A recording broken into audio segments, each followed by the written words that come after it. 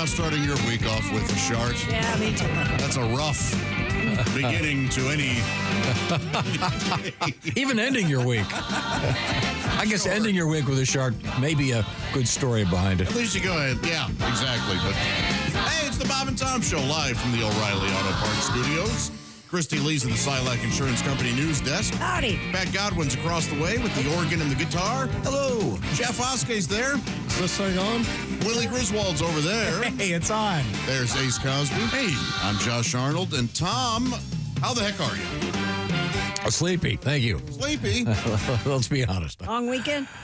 Oh, yeah. Mm-hmm. Yeah, but I'm okay. You can take a nap. We got 9 people in here. Okay, good. I may do that. But I thought I'd start off with a pronunciation test. Oh. For Christy Lee. Because I don't know. Whatever you printed, go ahead. It should be one word on there. No. Oh, okay. Did it not print? Okay, perfect. Oh, that's the kind of week we're going to have. A technical short. Never mind. We'll do that later. That derails everything I had. What else is new? Christy, have a good weekend? Yeah, I had a great weekend. Watched a lot of basketball. How about those Pacers, huh? Let's go. Let's go, man. Real that exciting. ceremony for the Eastern Conference Finals brought tears to my eyes. It's great. Yeah, because it's been a long time since we've seen those hats worn by our players, so it was cool. And it's the Hicks versus the Hicks this time. Yeah. Instead of the Hicks versus the Knicks, with respect to the way the Thunder, Oklahoma City will Thunder. be treated. There we go. Now, Christy, this is a quiz for you. Since you had to watch basketball, you got to get used to pronouncing this name. Give it a shot. That's not what this is. Oh, perfect. Someone really needs to pay attention. Never mind. All right, wait. Weren't you in charge of printing this thing? Yeah, I printed it. I hit print and I didn't. Is it an athlete's name that you want us to pronounce? Is that what's going on? Well, I wanted Christy to give it a shot. Yeah. She will. But, Okay. you can't get mad at all of us for No. not printing. I'm not mad at you. I just the way he rushed in, I thought it was. Let me try it again. Here we go. Let's see if this works. Jeffrey, you out there? Yeah, Jeff's Yeah, out he's out there. there. Okay, I've hit print. It should be coming out any minute now. Here we go. Oh, what's happening? Is it working? No? This feels like when you have to do a project in school and it requires a lot of tech, but you have a sub that day and she doesn't know how the projector works. And coming out. It's coming out. The tech card. Oh, there we go. Okay, that was. Coming out? Yeah, he's running over right now. Typically, it doesn't have Old a school. gestation of 12 minutes. Okay, now, Christy, this is the name you're going to have to get used to because I know you're a Pacer fan, Yeah. but the Thunder. Oh, I see that there's a Shay. hyphen in it, so I know what it is. Shea Gilgeous Alexander? I think it's just Shea Gilgeous Alexander. It is, Shea yeah. Gilgeous, okay. But Yeah. with a lot of these guys, with Giannis Antetokounmpo, you Right. can't say his name. You call him the Greek freak. No big deal. This is Julius. SGA. You just say SGA. Yeah. Sounds like a company. Yeah. Yeah, that's cool. SGA. Shea Gilgeous Alexander. Julius Alexander. Get it? It's like the. It's like Now you know how I feel. Pat, you're not wrong in doing that. Yeah. it's like the Saquon Barkley. Right. Shay sounds like say. You see. Yeah, see. Do it again. Do it again. Do it I again. was like, what? Do it again. Shea Gilgeous Alexander. Julius Alexander. Hey, It's a hard G. Hard G. Gilgeous. Gilgeous? Oh, Gilgeous. Gilgeous. Shea Gilgeous. The young Canadian. Gilgeous. Yeah, okay. Fish. This sucks. If it were hockey, you'd be jizzing all over this thing. It's not true. I would at least want to mention it, but I wouldn't be. Because I hate it, and basketball means nothing to me. Okay. I live in it. I didn't say anything. That's all I want to say. I didn't, say anything. You've already said 4 things. I didn't start the conversation. I'm saying. I knew that I was going to get a little flack for wearing my Pacers happy and excited about my team being there. That's cool. Gilgeous. Gilgeous. What a great name, though. What a great name. Yeah. And hyphenated, I know too. nothing about the Oklahoma City Thunder. Nothing. They're fun, That's man. how you're supposed to be. Never seen them play. I don't You're know just supposed to the hate team. them. You're just supposed to hate them because they're not your team. All right. Perhaps get on the court and start screaming at players like the parents of some. Never mind. Well, it'll be exciting. The NBA season coming to a great end.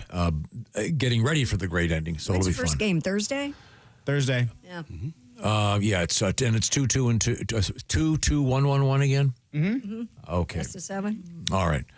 I do have the odds here. I think. Yeah, it looks like the Thunder is a minus 750. They're favored. They're deeply favored. So that means if you bet 1,000, you win 250. Is that the deal? I don't know exactly. I don't know if you know this. I'm not good at numbers. Historically bad numbers. Even if it's about gambling and weed, I still can't do the math. Really? Yeah, I got to call a guy. Okay, well, You bet like the Thunder in 5 games or. You can bet pretty much anything. Okay. You can get really specific. Thunder in 5 game, SGA with the final shot, his left shoe's untied. You can get real weird on So the that's app. we can call Shay SGA? Yeah, SGA. Okay. I like that. What's the over-under on me throwing my coffee mug through that glass?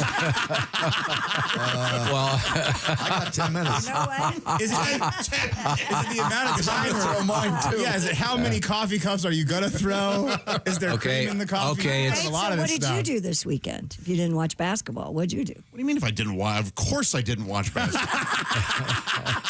I'm with you, Josh. was there any hockey on? No, that starts Thursday. Okay, Josh, now, I saw But you. see, I'm not a.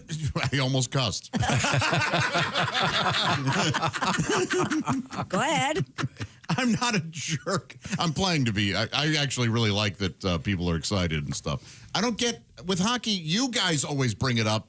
An attempt to cheer Josh up. I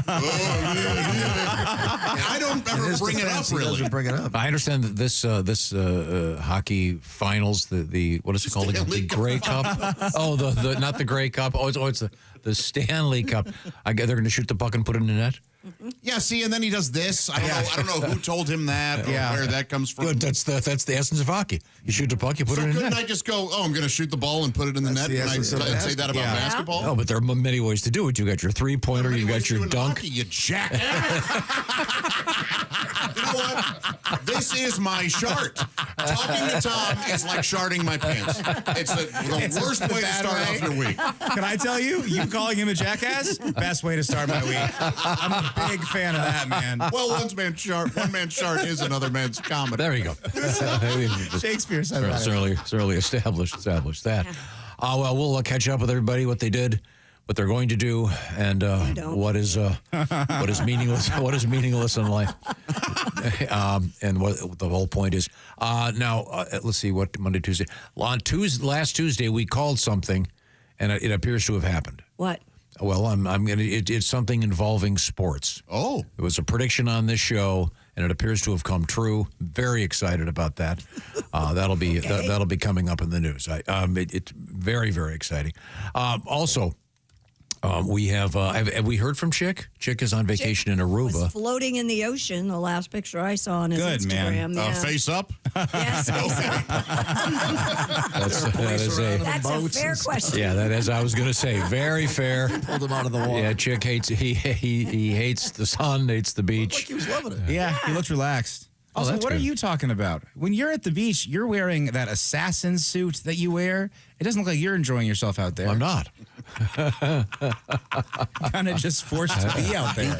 Beekeeper's hat on. Yeah, I'm covered in stuff. But now we'll find out what's going on with him. Also, we have an unusual event in the world of sports involving cannabis, of all things.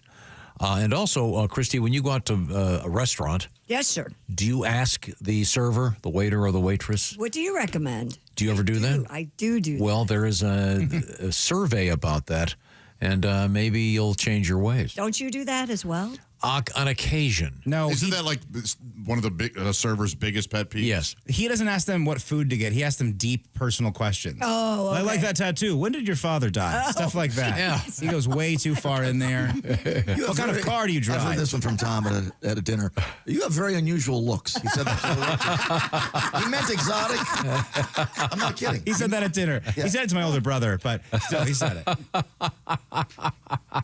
We'll find out about those it. kind of have unusual looks. Buddy, he's looking weirder by the day, He man. looks like a musician friend of He mine. looks like he sells meth at a pawn shop right now. It's crazy.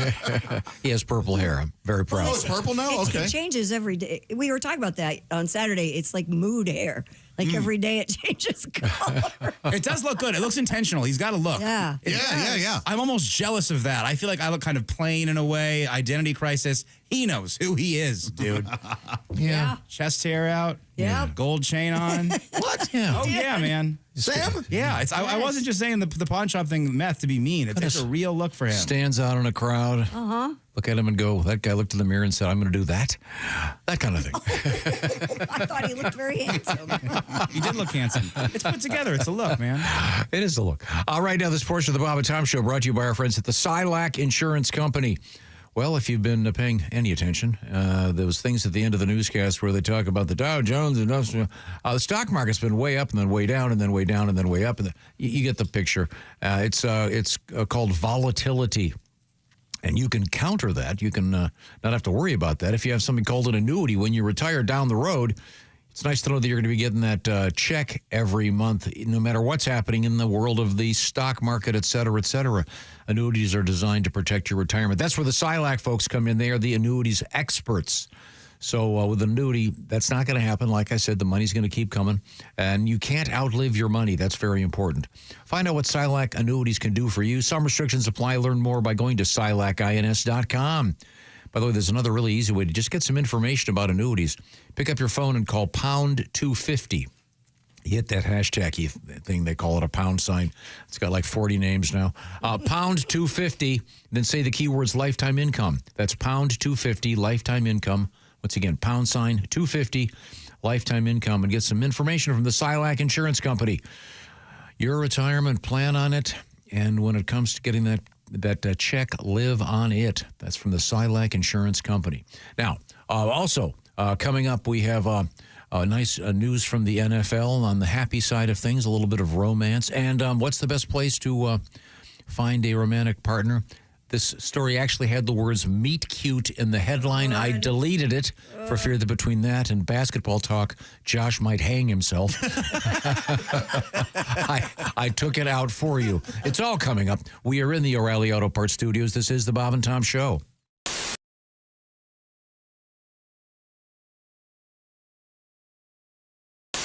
Our guest in the studio is comedian Bert Kreischer, and Bert is a veteran of the world of the party.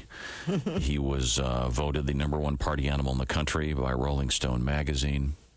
Quite an honor. Many years ago. Honor. Mm-hmm. And you carry the mantle to this day. Yeah. You're now I guess you'd be the party animal ex officio with the what is the party title? animal cum laude? Guru, maybe? Mm-hmm. Guru to young boys, Could probably. be a guru. Yeah, you'd be good. Maybe But not. No, you said you have 2 young daughters. Yeah, which is pointless because I have no advice for little girls. Do you have advice for young men? I have tons of advice for young men. Are you Really? kidding me? Yeah. Is this college age men going Yeah. to? Well, it's like you have sons, right? Oh yeah. Yeah, and you know all the things. Do you have any girls? Yes. Oh, see, and you got nothing to tell a little girl. Well, so far they're in charge. They know what's going on. So. Yeah. I said, I remember the first night we got my daughter, or not got her, but had her, or whatever. I know. Right.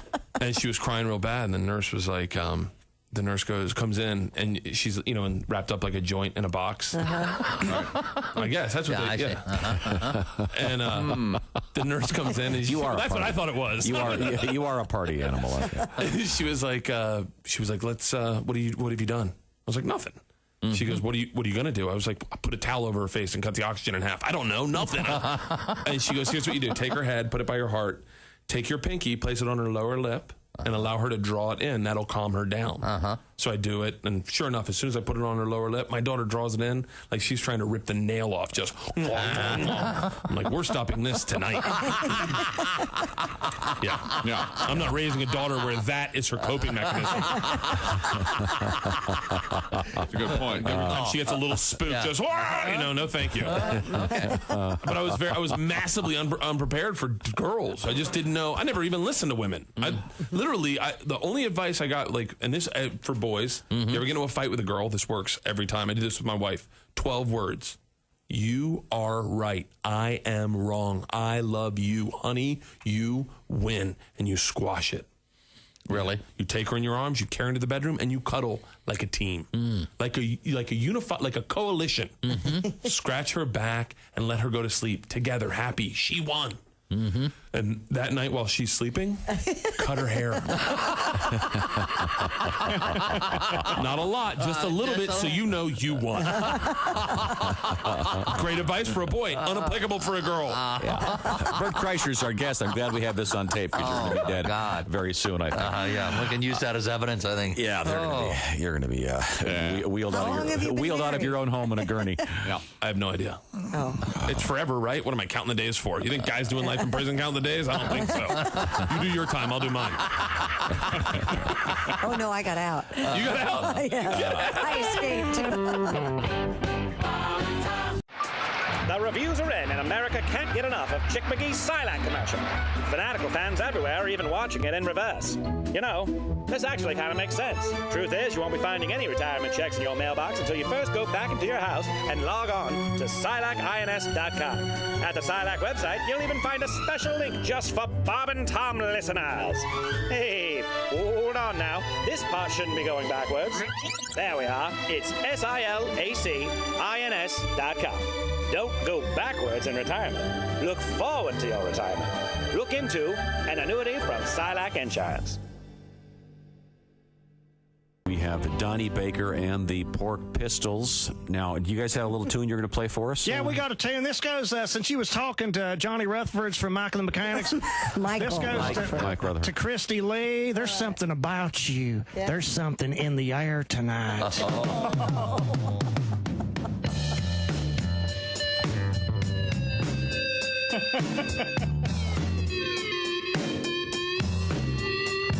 Christy Lee's so fire-ass hot.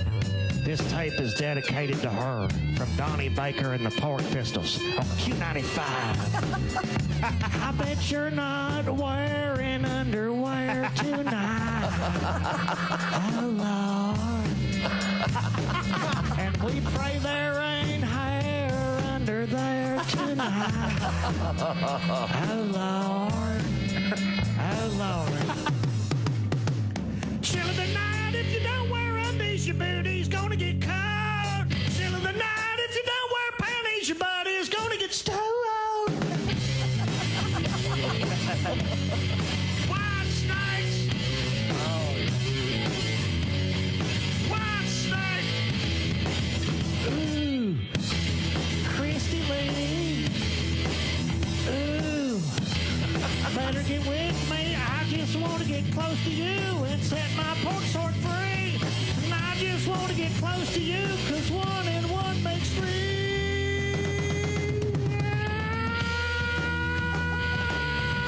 Ooh, baby. Ooh, baby. Chill of the night, chill of the night, chill of the night. It gets real cold, so you don't need panties, Christy Lee. You got Donnie and the chill of the night, chill of the night, chill of the night. 295 playing White Snake for Christy, and she's sitting in a puddle. And chill of the night, chill of the night, chill of the night, night. Look at him. Hey, it's the Bob and Tom Show, live from the O'Reilly Auto Parts Studios. Think O'Reilly Auto Parts for all your car care needs. Get the parts and service you need fast from the professional parts people at O'Reilly Auto Parts. Having a excellent, Tom. Excellent. I really nailed that one. Yes. We're having a great time already. Christy Lee's here. Of course we are. Pat Godwin, Jeff Oskey, Willie G. Hey, bud. There's Ace Cosby. I'm Josh. Tom, I know you're a little sleepy, but it doesn't show. You're on fire. Just got out of rhythm this weekend. Yeah, everything's fine, but one of my girls ended up in the ER on Friday night. And at one point, I took 2 regular chairs, put them together. Now, follow me on this. And then put my feet in the ground and put my head on this and fell asleep. In the ER? Yeah, but, can you follow me here? No, Not really. Not really. Why'd you have to put 2 chairs together? You made like a bench? Yeah, I kind of made a bench because I was so exhaused. If you're burying the lead, is everything okay? You're burying Yeah, the lead. she's- Everything's fine. Long It's story. B-E-R-ing. But how did, your feet were on the ground, so you were sitting in a chair. Yeah. So my feet are on the ground like this. Yeah? Then I put 2 chairs, and then I went all the way back. Okay, all right. Yeah, so you did your best to relax it. Yeah, it's Okay. Otherwise, we were in there for quite some time. Yeah. But everything's fine. At one point, Finn had to have a what do they call it? What's that scanning thing they do? Sonic ultrasound. Ultrasound. Yes, I almost said Sonicare. That's a toothbrush. Ultrasound. They're two different people. They're doing a great job. And if you ever seen one of these ultrasounds, Josh, imagine if you're in a submarine in an ocean made of mud, and you're looking out the window, and they're going, "Oh, you can see the," and I'm going, "No, I see absolutely nothing." These people, they're trained. Yeah, I've had them done. They're geniuses. I don't know how they do it. Yeah, exactly. You just go, okay. Yeah. They know what they're looking for. But Finn's 12, and we were in that part of the hospital for 30 minutes or so, and as they're wheeling her out, I said to the guy, "Well, at least she's not pregnant." That's funny. Oh my God. By the way, how old is Finn? She's 12. Yeah. So it's funny. Yeah. Oh my God. Got a big laugh. I couldn't believe he made that joke.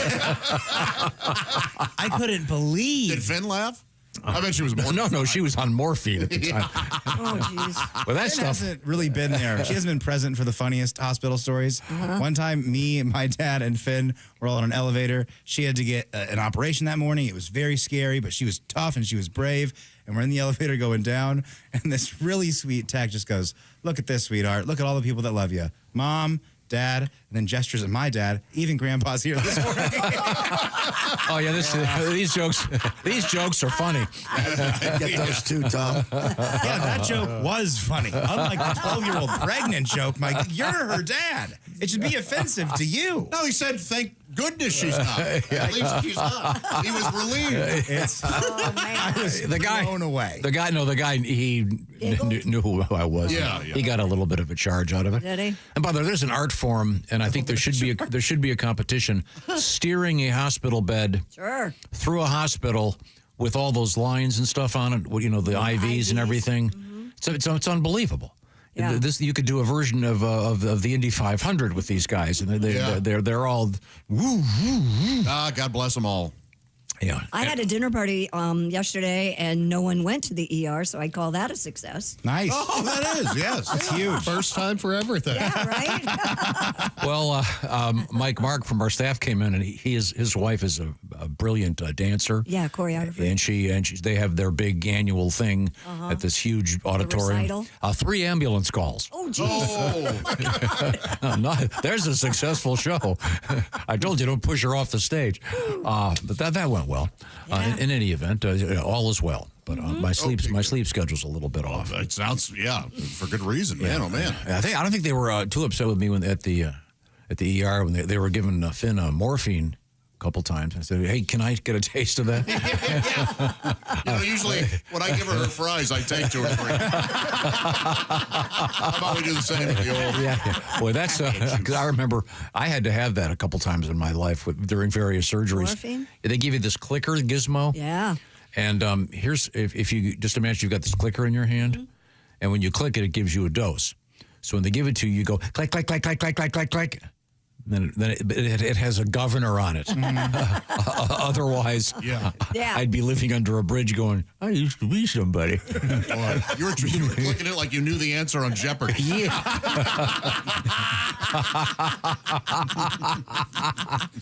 But anyways, thanks to all the great folks that work at the hospital. Terrific people. Now, where were we? We are in the O'Reilly Auto Parts Studios, and this is the Bob and Tom Show. We do have some letters here to bring the guys up to speed. We've been talking about this, about driving naked. Is that what your letter's about, Christy, over there? No, mine's not about driving naked, but I do have a letter. Mine's not about driving naked either, but this ties right in. All right. This comes to us from Paul in Alabama. He writes, "My cousin was stationed at Alameda Air Force Base near San Francisco. I was living in Muscle Shoals at the time. He asked me to fly out and ride with him back home to bring all his stuff back before he flew to Okinawa. So one day before I got there, someone stole his car stereo. Oh. We spent the next 5 days driving across the country with no radio." Now listen to this. So let's think about it. There's 2 guys. Yeah. One badass guy's military guy. He and his cousin spent 5 days singing show tunes. And we got every song we knew, including the Bugs Bunny theme song. No nudity in the car, but my cousin did jump out to take a pee in the side of the road, and I drove off as a joke as he was exposing his, quote, little weenie. Oh, that old guy. Ah, yes. That's a classic. Thank you very much. But that would be really rough. No radio. Show tunes with your buddy. It may have ended up being really fun, but yes. Yeah. Yeah, it'd be You good. don't like just driving with quiet? I used to think every now and again, my dad would do that, and I was like, "What psychopath doesn't turn on the radio?" And I've started to do it a little. Yeah, bit. I do it a lot. Yeah, Meditation in the car. I've been in the car like a half hour away from a show. Like, geez, I should turn some music on. I feel like a psycho right now. Yeah, it depends. I like the quiet. I mean, Godwin and I have been on a bunch of road trips lately. I don't think we ever turned the radio. We might have turned the radio on once or twice for some news. We don't shut up. We talk road stories. Well, it's because Hope and Crosby. yeah, no, in the tradition of Socrates and Plato, we are discussing. Wait a minute, that's all about man love. I was going to say any other traditions. We pick somebody a little more hetero. Tom, you've raised somebody's ire. Uh-oh. Old Joe, quite upset with you. He's Joe from St. Joe, Hey, Joe. Oh, cool. St. Joe, Michigan, Indiana.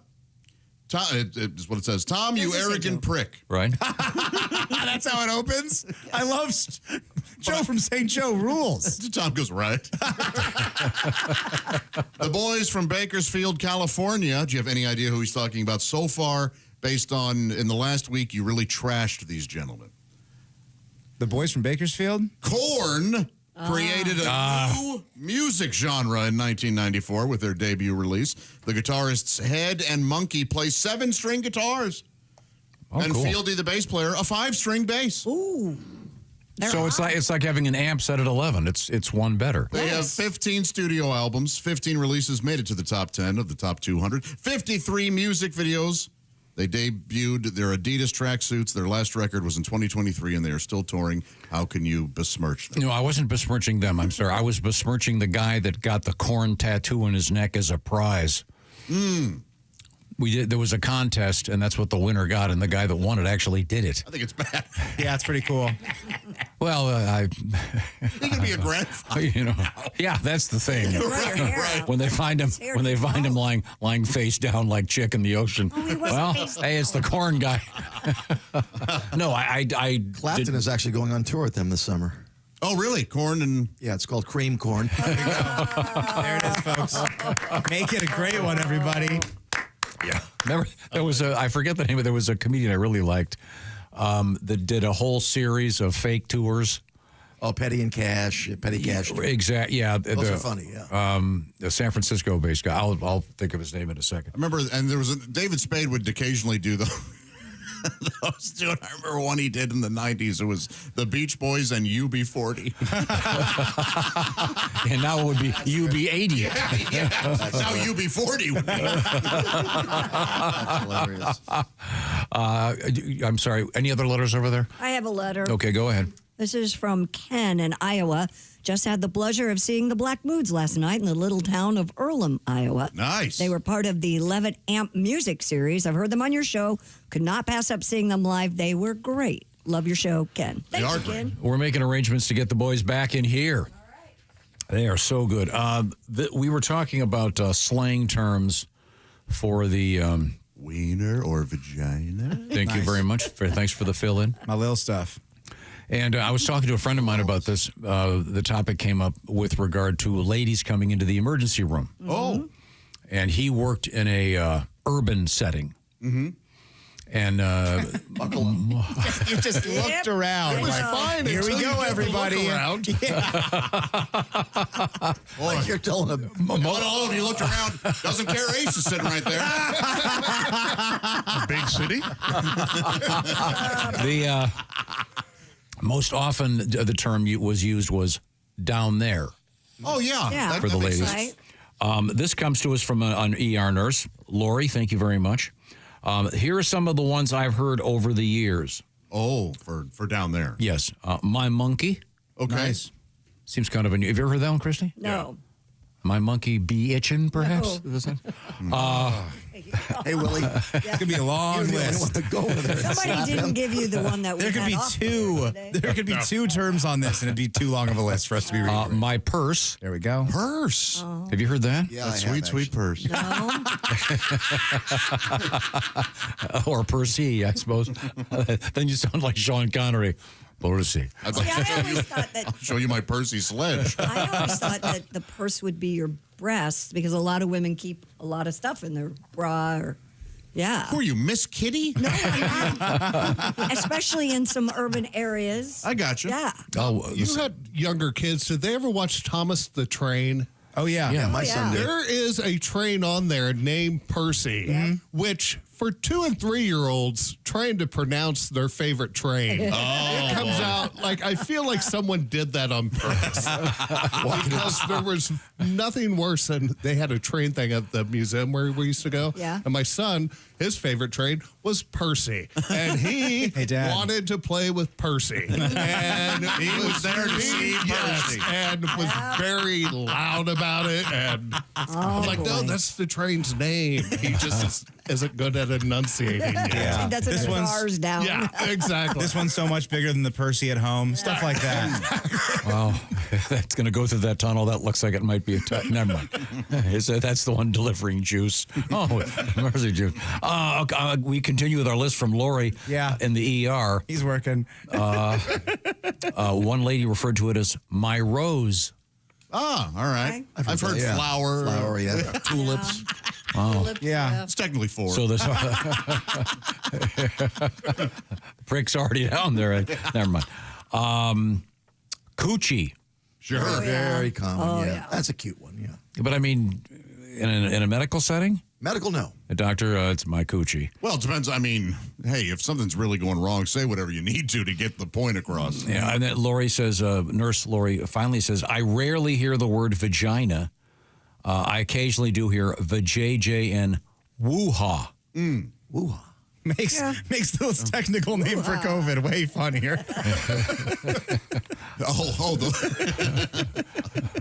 That's the technical name? As I said it, I realized it wasn't. I realized it was kind of the one that we weren't supposed Kind to. of the opposite of But you did sometimes because it was kind of fun. So if you're a working nurse, first of all, God bless you. I met some just great nurses over the weekend. Yes. With Finn helping out, just tremendous people. If you ever have any interesting terms you've heard on duty, we'd love to hear from you. Christy, what have you got? Brad from Michigan said we missed one of the best ones. Slang for lady parts. Ham wallet. I have heard that. I've heard them all. I don't like that one because anytime somebody mentions it, I get it confused with my actual ham wallet.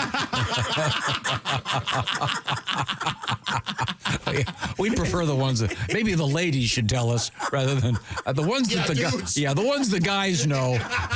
Hey, Tuna Lagoon, get it? You know, okay, Pally. This started. You started with that list. I know, but this I like hearing from an actual female nurse that has heard. It started with my buddy Bill, and the terms he would hear down at the ER. Once again, in an urban area. Thank you very much. You got to stop talking. That's just a fact. I can't. I'm sure that there are interesting ER slang in the country. Sure. Rural slang versus urban slang? Yeah, sure. Some of it actually, it's always fun when they come together. Yeah. You mean a hillbilly and somebody from Check my hog. I don't mean it's Check my hog pit. when slang. What? Check my hog pit. That'd be a rural. said My hog pit I itching. thot you said something else. If someone says hog pit, I want to meet them. that is into a ham wallet. There you go. wow. Right now, I want to remind you the best way to listen to this show, of course, is on those Raycon earbuds. And let's see, how far away are we from Father's Day? It's June 15th, a week from Sunday. Okay, here we go. Less than 2 weeks. Raycon's newest model, better than ever, 32-hour battery life. That is amazing. And, of course, they are designed to stay in your ear. That's the key with the Raycon earbuds. They got a bunch of different colors. You can even have the ones that are so bright people know that you're listening when you're walking the dog. They walk up and start talking to you. You have to point your ear and go, something interesting going on in here. It's the Raycon earbuds. They have active noise cancellation. Like I said, vibrant colors, including royal blue, blush violet, and more. And they have a 30-day happiness guarantee. So check out the Raycon earbuds. Right now, they've got a 15% off special if you go to buyraycon.com/Tom. I love my Raycon earbuds. And by the way, once again, 15% off their best-selling everyday earbuds only at buyraycon.com/Tom. And they're designed with, I never can remember the name. Was it gel tips? Yes, very good. So they're adjustable. So they come with a bunch of ones. Get the ones that fit your ears. They're not going to fall out. So you're not going to be in the parking lot looking for those little white things that fell out of your ears. These are half the price of those, and they're much better. So give them a shot. Go to buyraycon.com/Tom. And remember, what a great Father's Day gift that will be. buyraycon.com/Tom. Coming up in sports, we'll catch up with the NBA. When does the hockey thing start, Josh? I think Thursday. Okay, we'll give that lip service. Wednesday or Thursday. Lip service, meaning we don't care. Yeah. These are the O'Reilly Auto Parts Studios, and this is the Bob and Tom Show.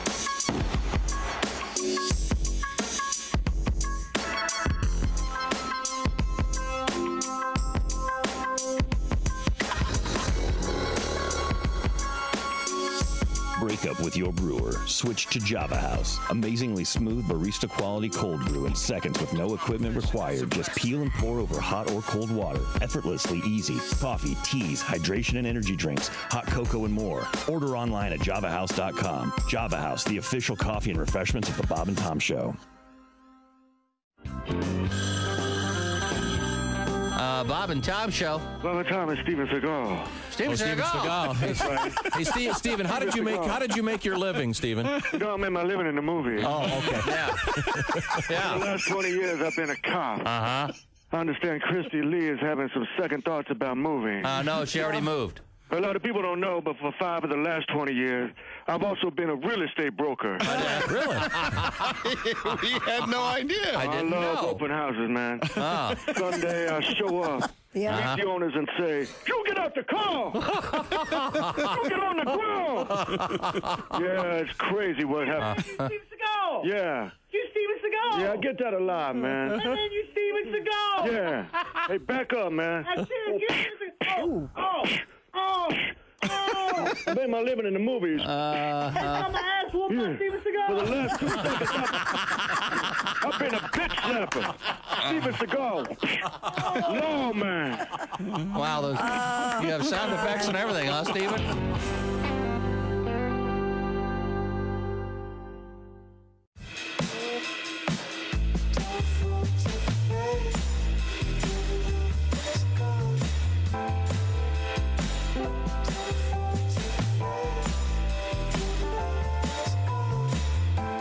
You're listening to World Champion Radio with Judah Friedlander, the world champion. Next caller, you're on. Come in, it's Donnie Baker. Is this Judah? Yeah, I just said it's Judah, the world champion. What's up, Donnie? I'm a big fan of yours. I've read your book. I still got your posters. Hey, I just want basically your blessing or certification. You probably know, I've called you before, my progress in the martial arts, the fact remains I'm ready to be a world champion. Now, I've had, 2 off-duty reserve cops say I've got the goods, but since I've been on probation, Judas, I've basically struggled getting certified, and I wanted basically your blessing. And you're not my official sensei, But the fact remains, I basically think I've got to interrupt you first, Donnie. I've got to interrupt you for a second. I can tell you're already a little scared talking to me by the speed of your voice. Okay, if you want to get better at karate, you're gonna have to get better vocal tone. Okay, the voice that you're using right now and the speed at which you're talking is telling me that you're scared. Well, I understand that. That's because I see you're stuttering now. You're stuttering now. Verbs good. Listen, the fact remains, I can scissor kick a hornet's nest now and destroy the whole colony without hurting the queen. I mean, well, that's good. I mean, my book taught you that, so that's good. I mean, you've obviously studied my book, and that's a good start. And I know I'm basically.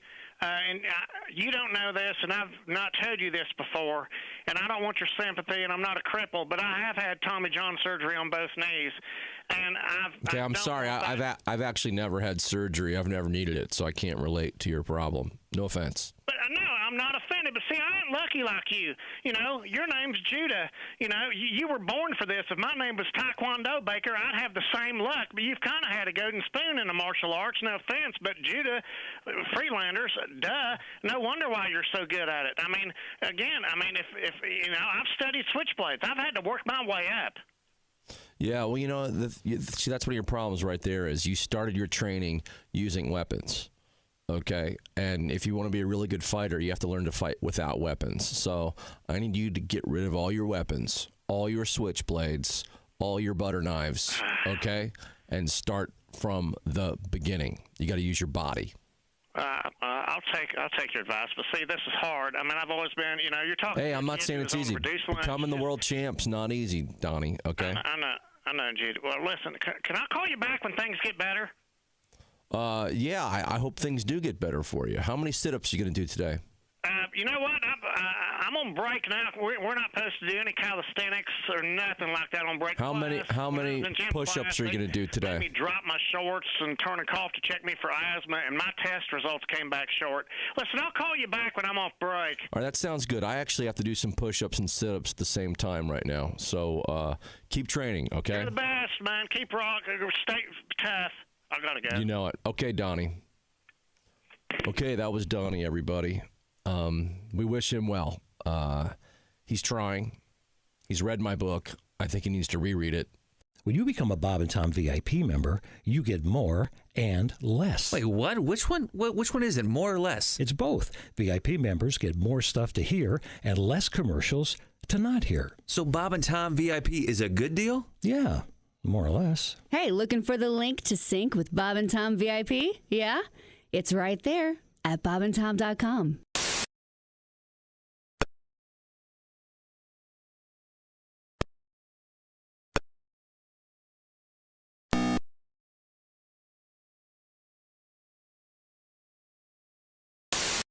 Lines coming up.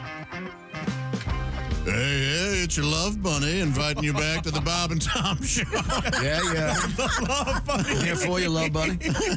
Then you need to say rabbit, rabbit, rabbit because it's the first. Oh, I thought you could only say it on the first. Well, we weren't here on the first. That's why I didn't say it. Hey, we're at the O'Reilly Auto Parts Studios. You're with the Love Bunny? Love bunny. Hey, it's your love bunny. It's not the love bunny, it's your love bunny. It's possessive by nature. I have a feeling that really wouldn't have taken off even in the 50s. Jack Black says it in Shallow Hal, and I always like to say it. There's Pat Godwin. Hello. There's Jeff Oskey. Hello. You're right about the love bunny thing, by the way, Tom. I just got that. Who are you, Willie G? Yeah. Good to see you. Ace Cosby, I'm Josh. There's Tom. Did you ever try saying the Love Bunny to any of those lady friends of yours, Ace? You ever go, hi, I'm the Love Bunny? I'm not. I didn't think so. I like it. You think so? It's cute, isn't it? Yeah. It sounds like you're fertile. Well, again, if you go for that 1950s sort of.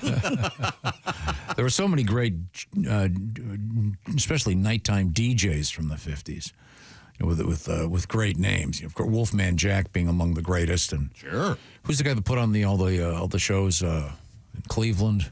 The guy that invented rock and roll. Alan Freed. And you had Cousin Brucey. Remember Cousin Brucey? Cousin Brucey, sure. Yeah, a lot of greats, but I don't think Love Bunny was one of them. No, it wasn't. Okay, well, I really made a mistake. I'm going to go. Yeah, we're going to be here for a while. The Jackrabbit's great. Jackrabbit's really, and it seems more aggressive than the Love Bunny in a hot way. Yeah. Yeah, and didn't they franchise the name? Wasn't there like Jack somebody and Big Jack? It was like I think there was like 50 of them. Yeah, I think there were a bunch of them out there. Oh, really? This is Big Jack, your leader. Remember that guy? I don't think anybody does. Was he an alien? Your leader. Came out of nowhere. That was my favorite when I was a Big kid. Jack. Your leader. Was he on the radio? Yeah, of course. Okay. Somebody remembers, but we certainly don't. It would be impossible for us to remember that. The Jocko Henderson, the ace from outer space. Oh, man, those guys. I'd listen to that all day.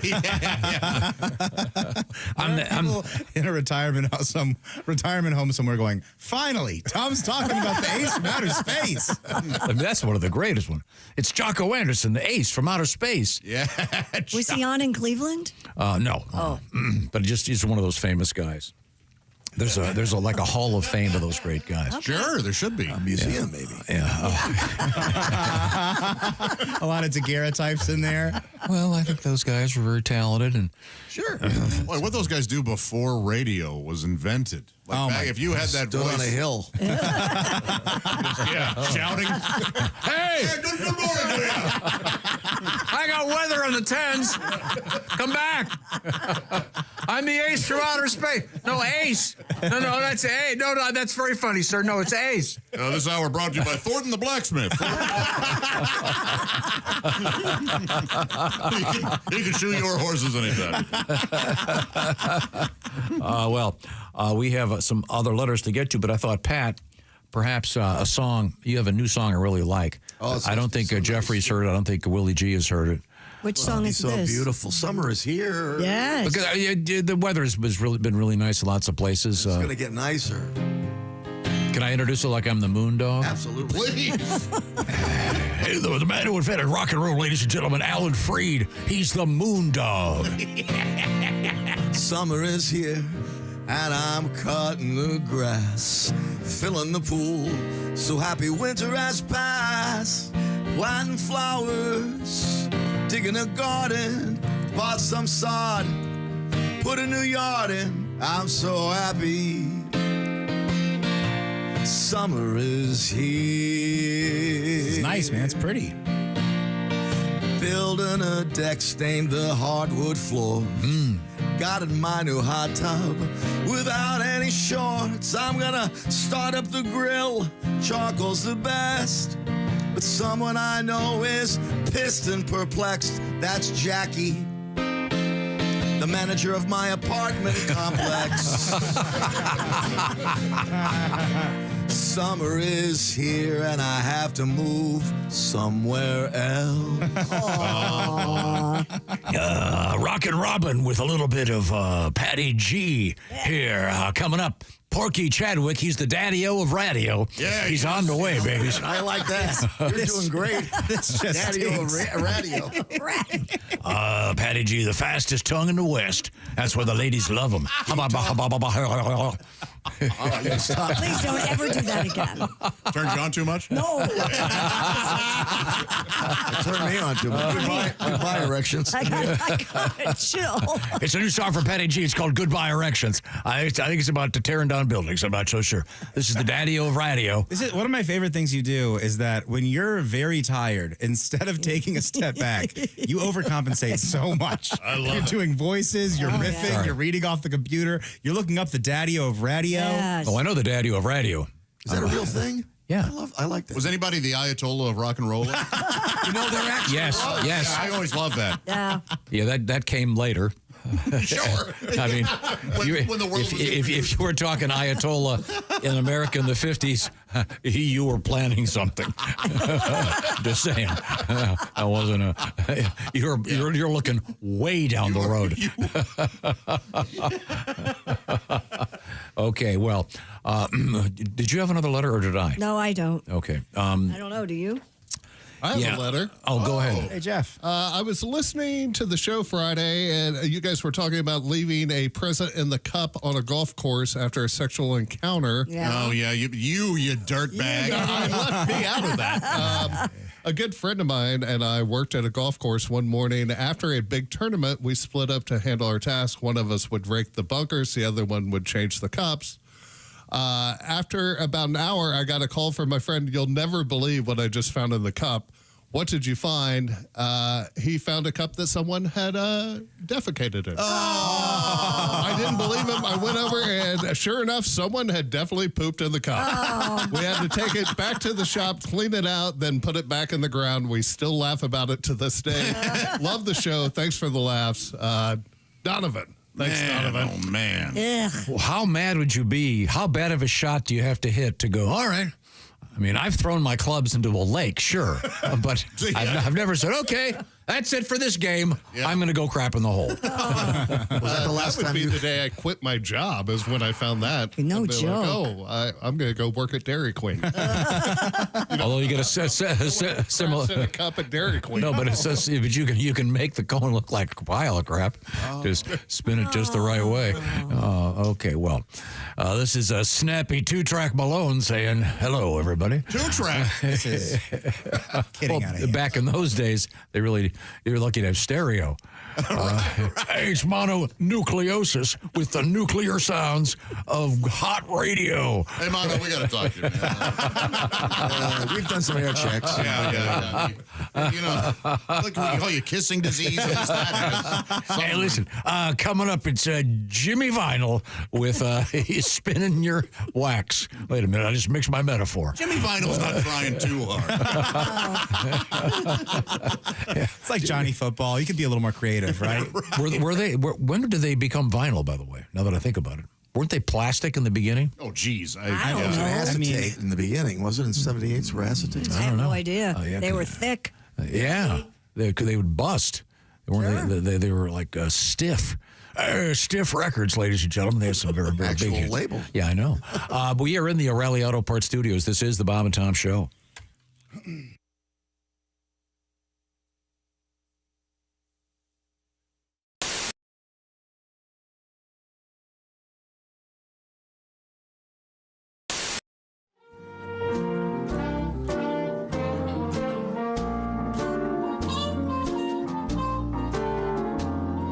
Met Kate on vacation. I heard she had a spicy reputation. She loved many men, even a lady or two. We made love nights and mornings. Then one day she left me without warning. She walked out that door. I need to see her again. If you see Kay, have her call. I miss the way she moaned when we were having a ball. If you see Kay, tell her hi. I miss her cooking and eating her pie. I want her back in my bed. I miss the little kisses with her hair. Oh, the trick with her tongue, enough to make you go mad.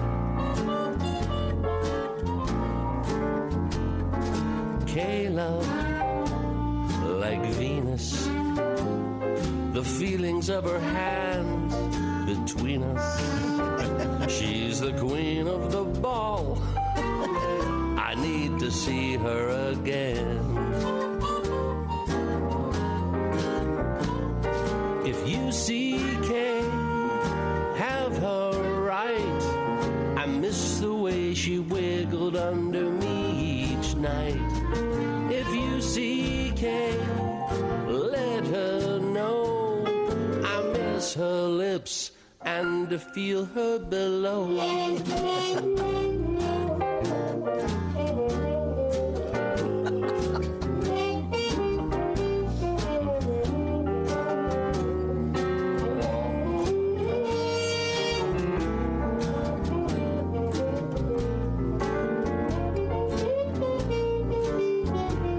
She loves that baby gravy.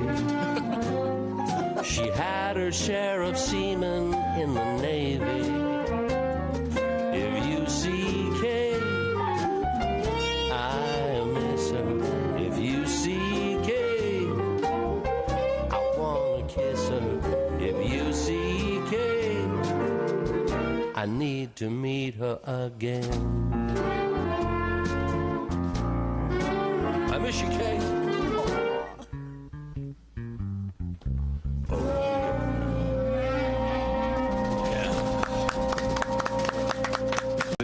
This is the funniest thing I've ever seen. Yeah. I have something new. Oh, check it out. That's a hat.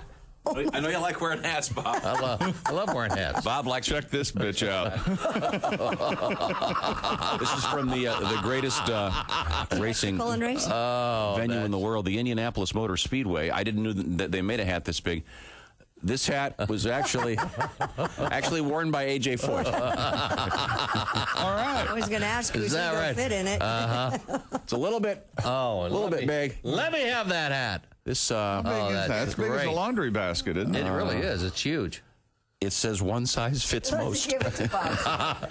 You know, I Very wish nice. I had that hat when I was playing guitar in the street corners. Yeah. This is Now fill it up. Yeah, fill her up. the logo of the great Indianapolis Motor Speedway. Of course, the That's home hilarious. of the Indy 500 coming up in the month of May. Oh, that's just great. But that is a nice Look at big that. hat. Thank you. Yeah, you That's gotta work the brim there. Yeah. Yeah. Do you mind trying it on? Oh, I don't mind at all. Let me get the brim set first. We need to get a picture of this on our website. Okay, Bob is setting the brim, which he's very good at. Yeah. Well, this is kind of a flexible brim here. Okay, there we go. Put it on. Okay. There you go. It's all right. Hey, what's happening, cool cats? All right. Hey, Coach, I'm ready to go in. Okay, we'll You should wear a that shot all of the that for the website. Tip of the hat to you, Christy. Oh, thank you. You could actually wear that over a fireman's helmet. Yeah, you could. You should wear that all the time and say. And just say, what? What are you looking at? What hat? Hi, everybody. Christy Lee from the Bob and Tom Show. Miss some of the show? Become a Bob and Tom VIP and subscribe to the audio and video podcasts. The Bob and Tom Show, on air, on app, and on demand.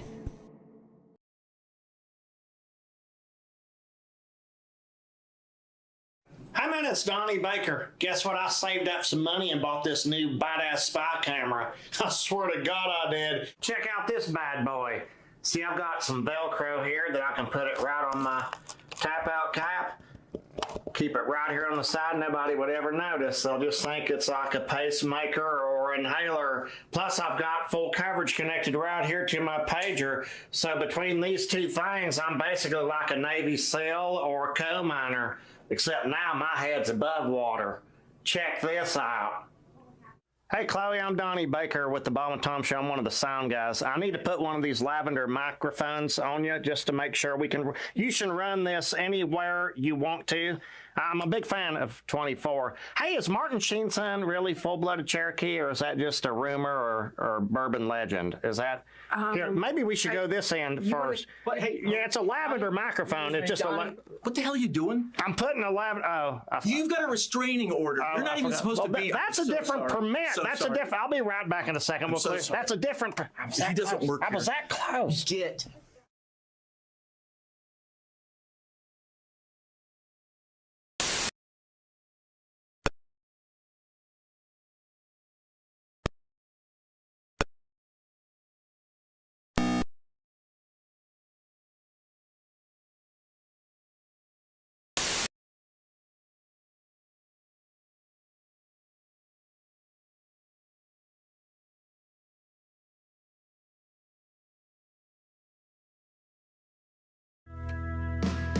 Hi there, it's the Bob and Tom Show, live from the O'Reilly Auto Parts Studios. Christy Lee sitting at the Silac Insurance Company news desk. Yes, sir. Pat Godwin's across the way. Hello. There's Jeff Oskey. Hi, buddy. Willie G joins us this morning. Hey, good morning. Ace Cosby's there.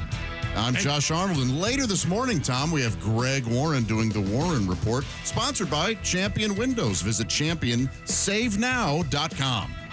Mm-hmm. No, you misidentified me. I'm your leader. Oh, I'm sorry. Big Jack. Big Jack, our leader. Is there audio of that we can find? Your leader, Big Jack. I'd have to dig it up. Why would we want lesser audio? Yeah. We have the That is true. I really can't do it. I can't do it justice. Your leader, Big Jack. A friend of mine used to.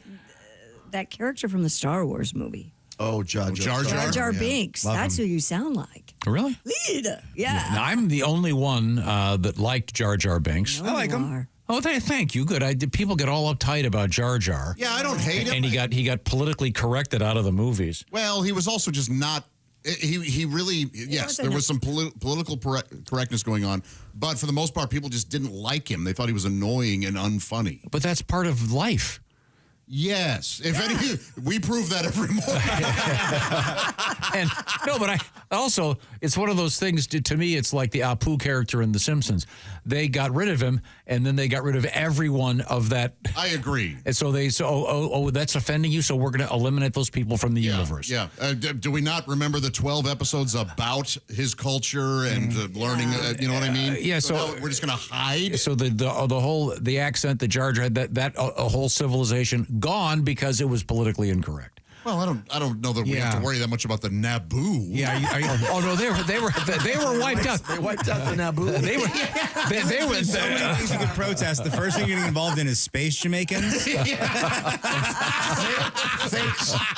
space Jamaicans. I think it's analogous to what happened, of course, to the people. Oh, I'm sorry. I'm getting the shut up sign. But yeah, why not get somebody of Indian heritage to do Apu's voice? Just go that route. Yeah, and there is a component of reality in what he did for a living. That's exactly right. Working hard 24/7. Still to this day. And you're exactly right. The guy so we choose to, they eliminated and ergo eliminating the entire culture from. One open biker was bullied growing up, and now the two. The open biker's a friend of the show. I know. He's actually so nice and Harry Thunderball, a great comedian. But back then he was an open biker. Yeah. He's become Jive Time Johnny with the hits, which is really and Hank Azaria did a whole sit down. It's really interesting. They talked about it. Oh, did they? It needed to be discussed, sure. Yeah. But I think the result was everything's eliminated. Okay, let's move forward here. Do you want to touch on a little bit of sports, Willie? Big win for the Pacers. Yeah, let's do that first, right? The Indiana Pacers defeated the New York Knicks to advance to their first NBA Finals since 2000. Game 6 ended with the Pacers celebrating a 125-108 victory over the Knicks on Saturday night for a 4-2 series win. This is just the second time in franchise history that the Pacers will play for the championship. Pascal Siakam won the Larry Bird Trophy as the Eastern Conference Finals MVP. Rock'em Siakam, they call him. That's what they say. Everyone says that. The announcers say it. The fans. They do? No, they don't say it. I was trying to have fun with you. Now, can you do the sound effect of the Rock'em Sock'em Robot head knocked off Not sound as well effect? as Chick, but I can try. Go ahead. Yee. No, there's something wrong with that. No, it's pretty gotta good. go. You got to get a little more gusto in there. Mm-hmm. Next time you just do it. I'd much rather have you embarrass yourself. I've never seen a puppeteer yell at his puppets. What an act, though. That's a hell of an act, General. He's like a magician who cuts off the assistant's leg and goes, "That was your fault." Yeah. You know that, right? I'd like to see if there's a gauge somewhere where the amount of cheering, the amount of cheering when someone hits a three-pointer like 10 feet in back of the three-point line. Did you see the last shot that Tyrese put in? Yeah.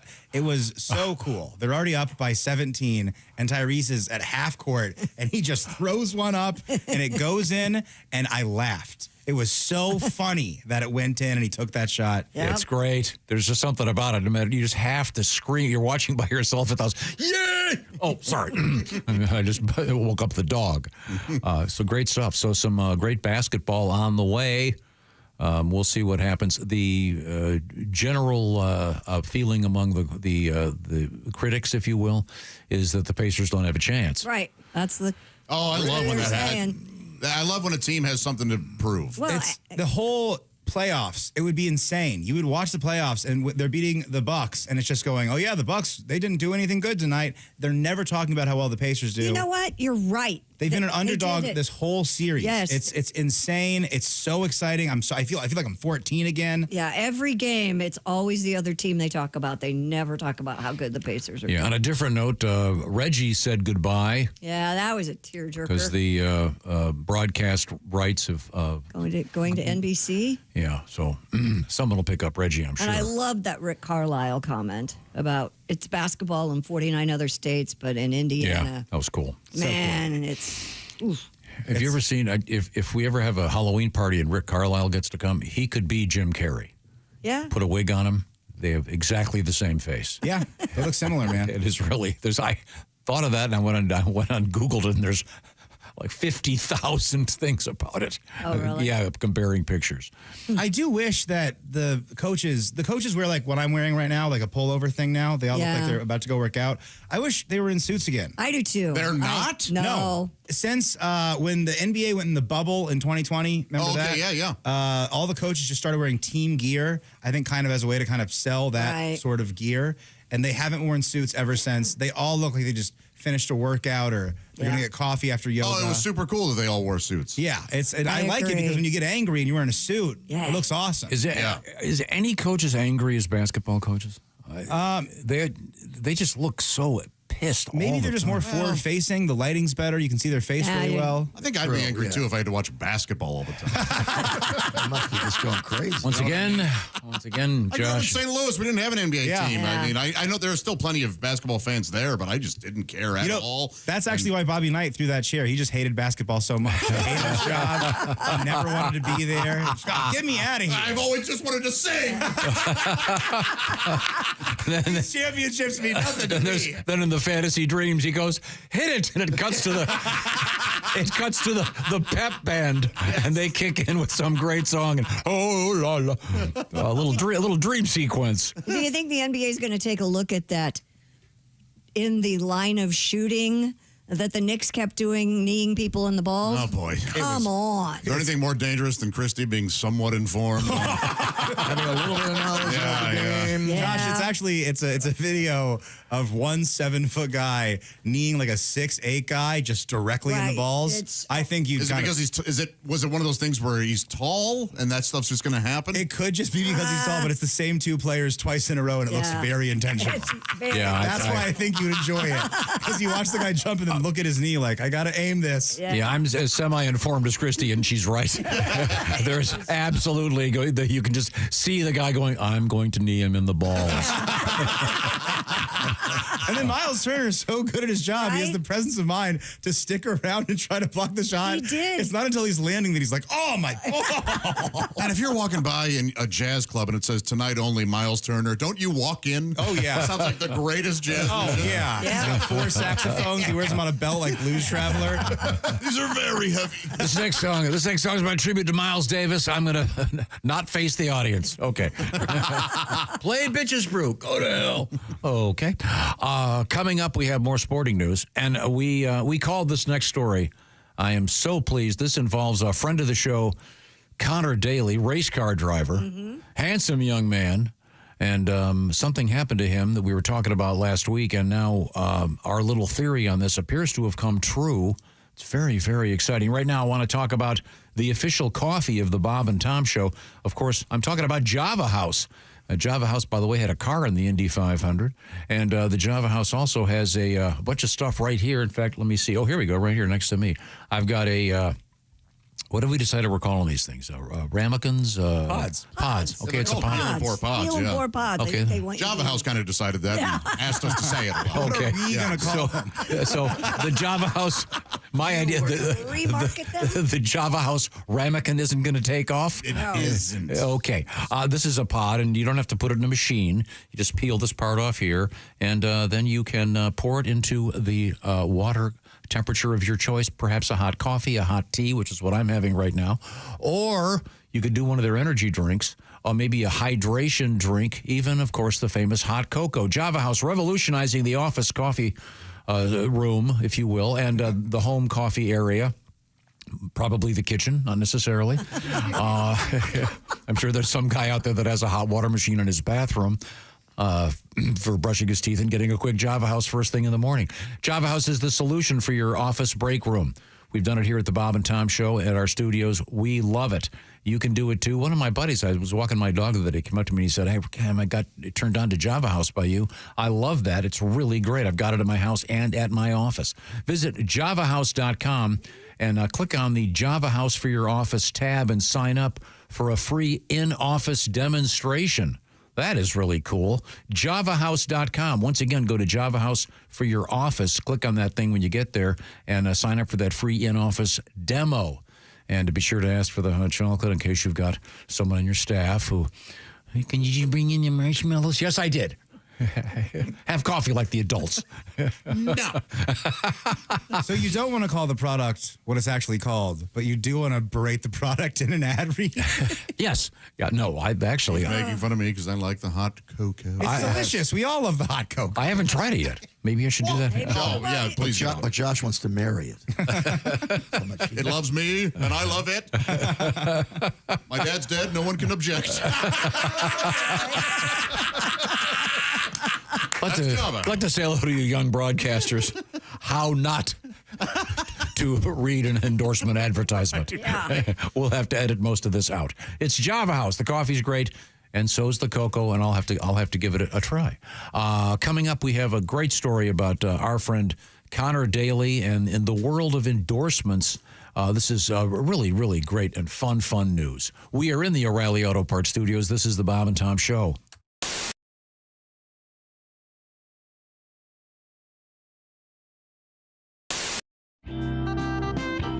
Ready if you are, Chick. Do you want to? Heck yeah. Okay. Why not? Well, wait a minute. I have a question. Are we just going to do this right in front of everybody? And Doctor, I assume you just go in with one finger. Is that correct? Yes. Okay. Yes. I got to warn you, Joyce left the lube in her car last night. Oh, it should be good and cold. Funny stuff. Oh, yeah. Wow. You know, it's always cold lube. Uh-huh. Why don't they should use a warming lube. Sarah, start playing the violin.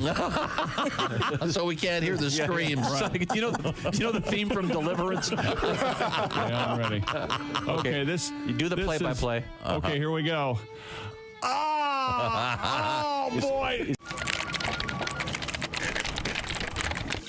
Alex and Christian are both great competitors. That doesn't always translate to a smooth workplace.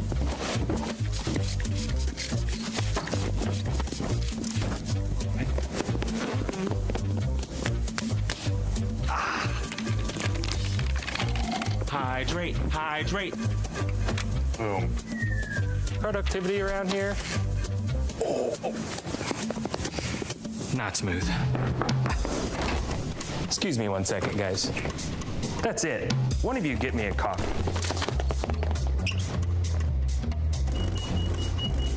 Want a barista quality coffee fast? With Java House, you just peel, pour, and enjoy.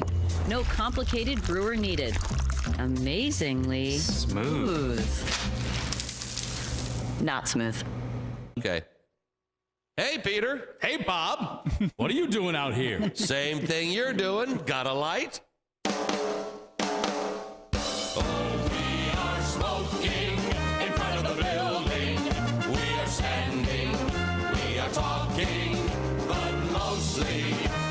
Smoking, we are smoking in front of the building.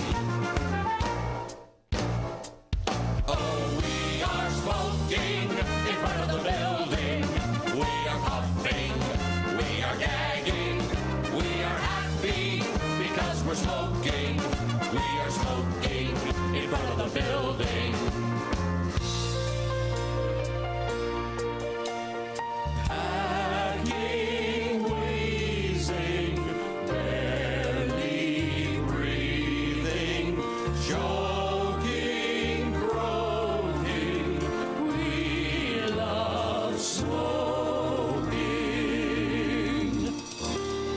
Met a girl from another office. She's a smoker, just like me. Now we're dating and we're smoking. We're smoking in front of the building. We are smoking in front of the building, and we smell like we've been camping. It could be raining, it could be snowing, but we're smoking front of the building.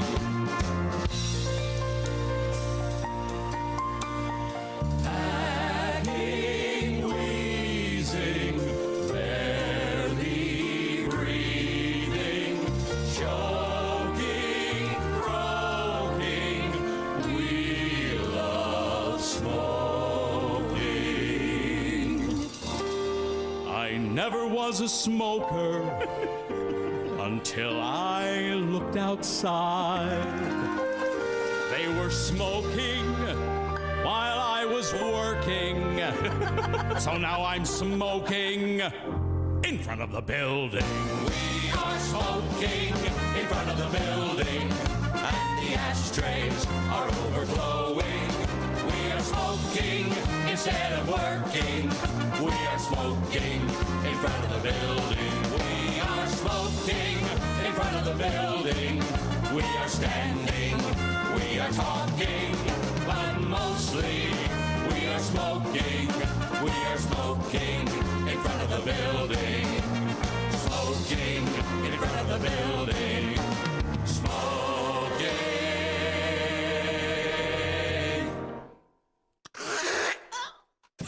Oh, God. In front of the building. Beautifully done. Where was the end? Screw it. Bravo. When you become a Bob and Tom VIP member, you get more and less. Wait, what? Which one is it? More or less? It's both. VIP members get more stuff to hear and less commercials not to hear. So Bob and Tom VIP is a good deal? Yeah, more or less. So how about giving Bob and Tom VIP a try? Get the link at bobandtom.com.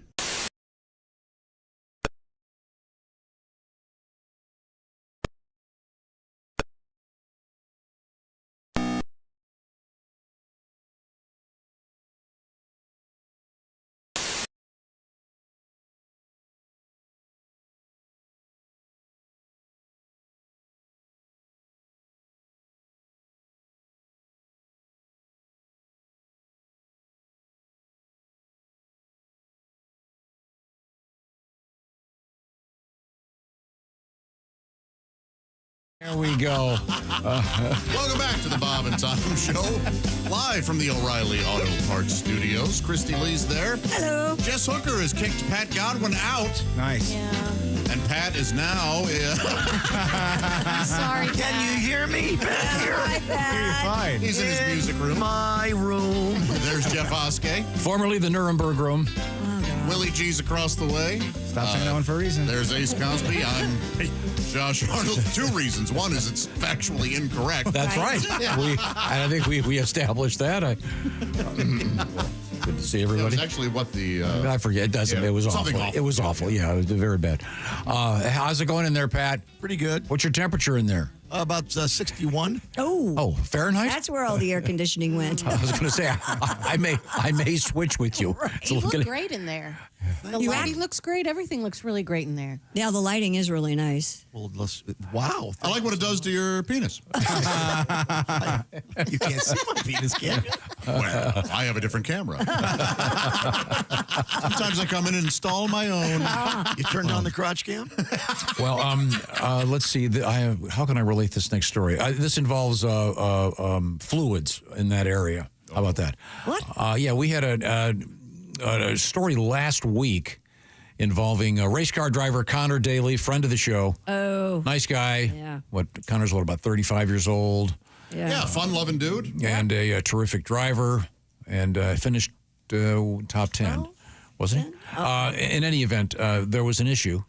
There was a slight delay in the running of the 109th Indianapolis 500, and they were in their cars waiting, and they're not allowed to get out of their cars at that point. And they were waiting to start the race, and Connor spoke about it, and I believe we have the audio right here. I legitimately urinated in my race car before the race even started. Before the race even started. People asked me, like, when did you do it? I was like, we didn't even start. We sat in there for 30 minutes. Was it because you had to go, or was it excitement? No, I had to go really bad. It was, I don't know if it's the diabetes or I'm just getting older, but Elio should know he's like halfway to 100. I don't know if that happens to him. Referencing Elio Castroneves. Just turning 50. Yeah, he did finish 10th in the Indy 500. Okay. Now, Willie, do you have the update over Yeah, there? IndyCar driver Connor Daly has reportedly signed a deal with an adult diaper company, Depends. Man, we laughed at you, Tom, for even suggesting this would happen. And then Ace corrected us. I didn't realize the Depends people changed the name to what, Ace? Depend. Depend. Depend. I think it's always been Depend. We've just bastardized it. Really? I think so. I thought it was a typo. My bad. It says Depend on the sheet. No, you're good, man. I thought I thought it was Depends. Sure, it was Depends. No kidding. And then Depends is also better for jokes. Sure. You it sounds better. Well, yeah. He wears Depend doesn't sound as good. Yeah, but when I forget the exact nature of the joke, but it ended with, "Are you going to do so and so?" Depends. Right. Yeah, okay. But It says the name was previously Depends, but it's now they have officially changed it to Depend. What Tom wrote says that, or what you've actually found legit? No, I just found it on. Okay. I planted it. I went to my AI consultant. Well, actually, I just heard that they're going to change it to HBO Depend. They just can't pick a name. They're having fun. Now when that came out, when they changed HBO to Max, I said, "What are they doing? Why on earth would you take a great brand like that and then now they've changed back?" So we'll see. I don't know how many races Connor's going to have them as their sponsor, but it's a great idea. Yeah, sure. To get something a little more kind of down to earth and practical. So a lot of the stuff is peer-to-peer advertising. I don't even know what it stands for. Do you know what the NTT, what that stands for? The NTT IndyCar Series? Yeah, what's NTT stand for? I hate to nitpick. Thank you. See what I mean? And if it was the Depends Indy 500, you'd know what the hell I was talking about. All right? Anyone want to agree with me before I... No, but I'm sitting here twisting. Well, you're not... No, you are twisting, and you twisted yourself up. Yeah. It's really hard to talk to you can't sometimes. not communicate well and then go, how come you guys aren't... Three people agree with why aren't you responding to this bullshitting nonsense? Now, NTT is the Nippon Telegraph and Telephone Corporation. Everybody knows that. Yeah, sure. Yeah, Nippon. I know. I'm using... Japanese. From Jap, yeah, I was going to say. Using that all the time. Yeah. But that's what is that's peer-to-peer advertising. They're not advertising to us. They're advertising to other companies or something. Now, do you think that the OnlyFans community, there would be a place to market diapers worn in a race car? In a race car? What? No. I mean, it will depend. If it were, say, Danica Patrick. Yes. Yeah. I think those would go for some serious. No, sure. Somebody out there might be really attracted to Connor and want his soiled adult diaper. What is it about your brain that makes you think things like I'm like, Josh, I don't like to see people leave money on the table. All right. Okay. Anything else going on in the world of sports of interest? Yeah, let's get some football talk going. Scott Hansen has officially confirmed that he will return as the host of NFL Red Zone for the 2025 season. The beloved personality shared the news in a social media post that read, 100 days from now equals NFL Red Zone. They call him Bop. And for those wondering, yes, I will be there. We have a lot of touchdowns to watch together. Willie Hansen must have been right in your wheelhouse. I mean, that is... Like, you were the same age, weren't you? I was like 8 when that song came out. So you were like... Were you talking to your brothers going, we can be the next Hanson? We never had that conversation. We all played music, and Dad had a no brother boy bands rule when we were kids. Really? Yeah, he said it was a little hokey. Yeah, I did not want that. What? First of all, there's already a band called the Griswolds. Well, no kidding. Leaving money on the out table. of Toledo. Well, you know. All right. We all had our own projects. I would say Mezzo Static, my band, was the most successful. I don't want to brag. My 8th grade band did beat my older brother's band at the high school battle of the bands. Yeah. So, no big deal. He hated me. That's so awesome. I wasn't even supposed to be there. I was in middle school, dude. But we had 2 guys that were freshmen. My band was shockingly Your band good. was very good. Thanks. Did you guys ever put anything out? Yeah, we have 2 singles we recorded. We got second place at the JCC Battle of the Bands 2 years in a row. Seriously, send it. I'll send it to you. I love stuff like that. Well, and he recorded it with Alan, so it's way too good. It's shockingly good. I probably have some of that we can dig up. I hadn't gone through puberty yet, and the song that I was singing was a little bit low, so it's me trying to sing lower than I can. Awesome. And then I get to the chorus, and I just sound like a beautiful little girl, just singing my little heart out. Yeah, this is it. This is Carousel. Oh, dude, I'm already not in. Hey. I was talking up the DJ. This is one of my sons. He's doing the singing, ladies and gentlemen. It's a static. The lyrics are come in after I can't this. believe you let him have this long of an intro. Alan produced it, not me. Oh, this is, you grabbed it for rejoin music. Oh, this is the... This is, if you want, I can just sing it. Go ahead. No, that was a joke, you guys. I'm not going to karaoke this. It was unbelievable. Now we're going into the chorus. Let's see, now I messed up. Here we go. Just keep... When I see you. Here's a breakdown. And this is when you kind of kick it into overdrive. Yeah, I like this. Here's the bridge. Looking at you, I don't know what to do. Like swinging on a carousel ride. That's why it's called carousel. But nobody swings on a carousel. Yeah. I should have taken over the production. You don't want to look into our lyrics too much. These were all love songs. We never touched a girl. I'm pretty sure in this one I say I want to give you a hug because I was nervous about saying I want to give you a kiss. I said I want to give you a hug, admit my love to I'm you. not totally sure, but I think I'm supposed to lick your belly button. When do we be on each other to have a baby? Also, in 7th grade, I was chubby, I had long hair. I was not meeting the gay allegations that were being thrown at me every day. Our band was called Mezzo Static, and everyone called us Metro, word that we don't say anymore. It was brutal, man. Metro. You mean jealous people were saying those things? I will say that. They were jealous, but when you watch movies when you're a kid, you're like, oh, we got to be in a band to get girls. That's not cool till like junior year of high school. When you're in 7th grade, you're just hanging out with all dudes all the time playing guitar. Your friends make fun of you so much. That's football practice to go to band practice. Oh my gosh. Although I do want to hear your song, When Do We Pee in Each Other to Make a Baby, Josh? The uninformed child's love song. Yeah, I remember I came out of elementary school sex ed with Miss Custer, who, by the way, was 90 at Mercer School, and that's how I thought it worked.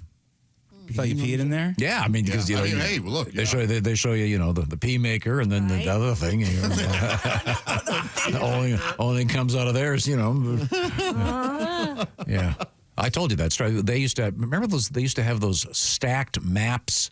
It would be how do I describe this? Like 5 curtain rods.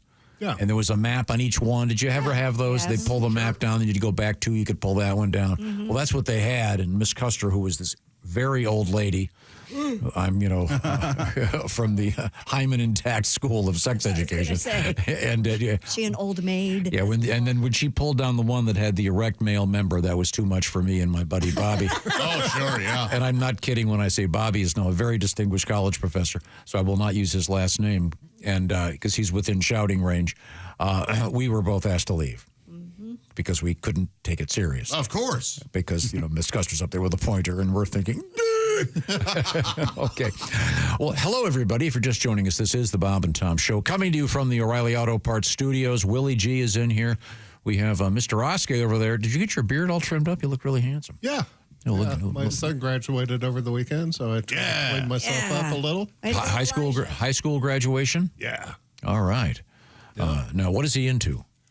No clue. I like Japanese stuff. I don't know. I like what do you call that stuff? Anime? Anime. Oh, okay, yeah. Or manga, if it's printed, I believe. Yeah. Oh, he has a lot of the manga. Or hentai, if he's whacking to it. That I don't want to know about. Isn't that the one where they pixelate all the mommy No, parts? so that's just like the real life people. The hentai, I believe, is usually cartoon looking, and it gets crazy. The cleavage gets really big. They have tentacles sometimes. Oh, Yeah. Yeah. I'm out. My cousin, it's not for me either. My cousin I was living with, he's into anime, and I'd be like hanging out, just like walking outside and have some show on, and the girls just have the biggest boobs you'd ever see. And I'd comment on it. He goes, "This is actually, one of the more, this is actually more modest than the other ones." And I'm going, "What are you talking about?" Yeah. There's a new trend, and we saw one, a girl last week of actual real girls wanting to look like the anime character. Oh, Those yeah. proportions. Yeah, remember, was she an OnlyFans star or something? Wow. She looked her up, remember? And you were Yeah, and shocked. I like, oh, man, that's not for me. Also with us in the studio, Miss Jessica Hooker is right over there. Hi. It looks like kind of a rugby shirt or something. That's Just a hoodie. You look sporty. Just a hoodie. yeah. You look like you're about to go out on the court. Okay. And shoot a few.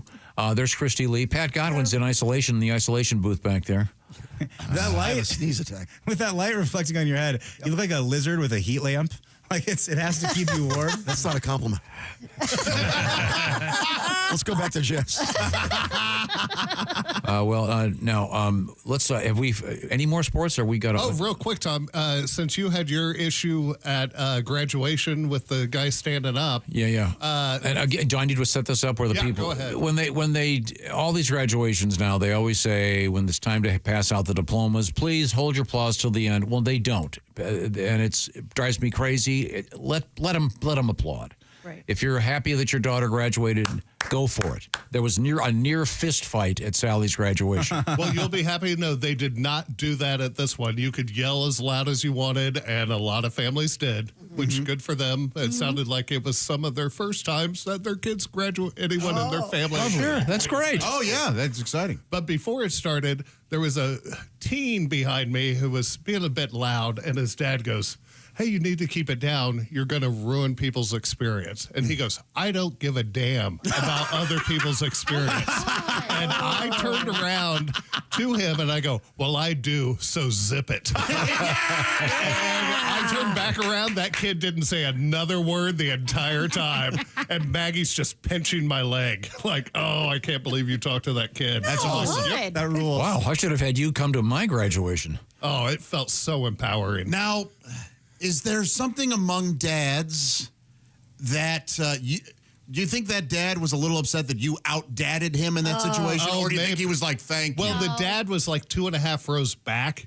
And so I think he appreciated that, like, okay. Because I looked him right in his So he saw it as support, not some alpha move. I believe so. Now, are they doing the new thing now in which the person passing out the diplomas, be it the head person at the school, whatever it might be, they do the thing where they pass the diploma, then they freeze, and there's someone off stage. Yeah. So there's sort of this weird momentum thing. Yes. That, hey, everybody's cheering, then freeze frame.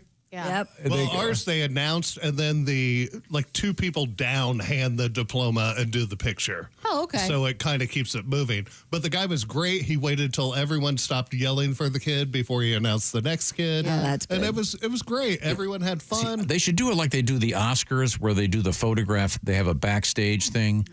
And just have a mannequin of the guy passing out the thing. Okay, walk up there. And just pretend it's Mr. McKinley, for God's sake. We got to get this guy. We got to keep it moving.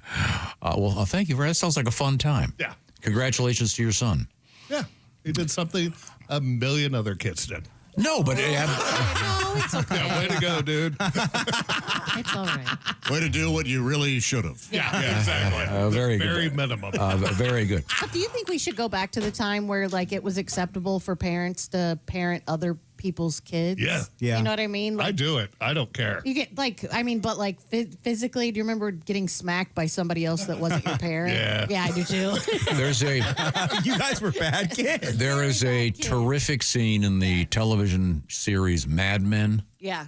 Early on. Oh, yeah. And that's my era. At the cocktail party? Yeah, where another dad gives it to. That's exactly how I grew up. And the parents were fine with it, right? Yeah. Oh, yeah. Yeah. And when if I ran home, I was like, Mr. Adams smacked me. My dad would smack me for making Mr. Adams smack me. I remember. That guy yelled at me. Well, what'd you do? Exactly. Never took the kid's side ever. But the problem now is that imprinted, and now I can only get off if a stranger smacks me. I have to pay strangers to smack me across the face. But once you pay them, they're not even strangers really, so it kind of loses the effect. It's hard. But you got to remember when you were little. I mean, I still remember that you think all adults are smart and good and right. Yeah. Then it takes a while before you suddenly realize, wait a second. Yeah. Mr. Seekman is a dick that became a teacher to enact. Did they paddle at your school? We had the paddle. Yeah, we did. On the wall, and that was enough. Oh, okay. Yeah. There was paddling at my school in elementary school still. No, So we- if you we- got paddled at school, you could bet you're going to get paddled when you get home too. Yeah. We just had serious humiliation with the threat of having to go to a state school. Oh, my God. Can you imagine having that over your head? Oh, my gosh. God forbid you had to go public. Boy. Thank you. Always good catching up with you, Pop. Always good seeing you. Once again, the benefits of a classical education. We're having a good time. Do we have any more sports? Or are we done with that? We got one thing. Okay, I wouldn't call it sports necessarily. Well, let's come back with it. How about that? Cool, How about that? Okay, good. We are in the O'Reilly Auto Parts studios. This is the Bob and Tom Show.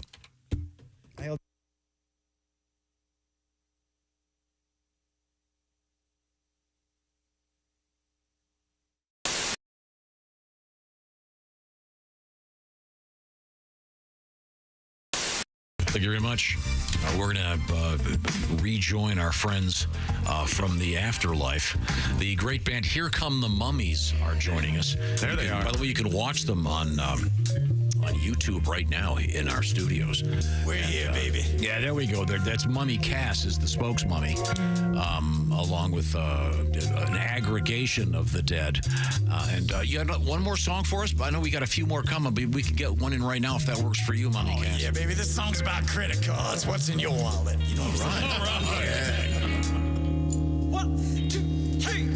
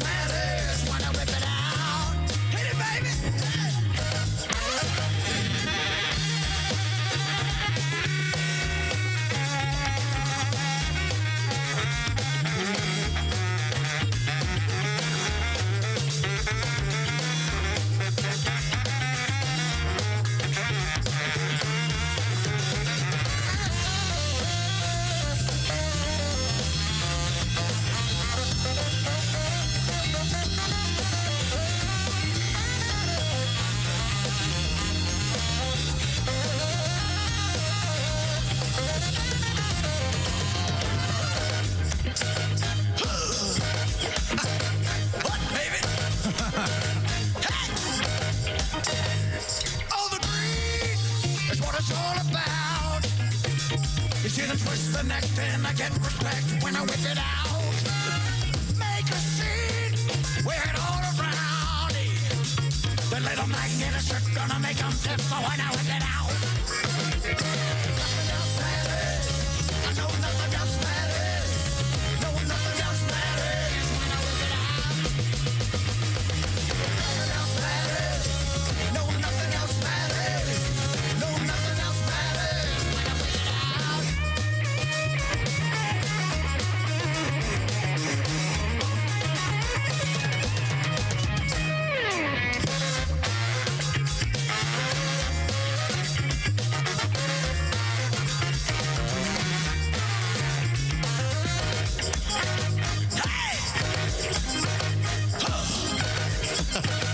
What, baby?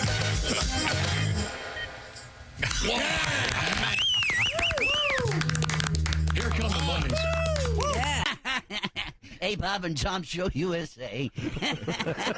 Indianapolis Motor Speedway, Larry King. Wow. Larry. Nice to see you. Let me sit down here. Ouch, my back.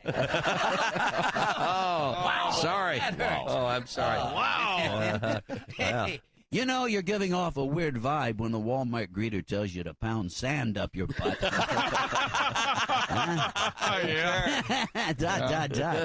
Hey, what's with Cher and the Sunny thing all of a sudden? Would somebody tell me anything?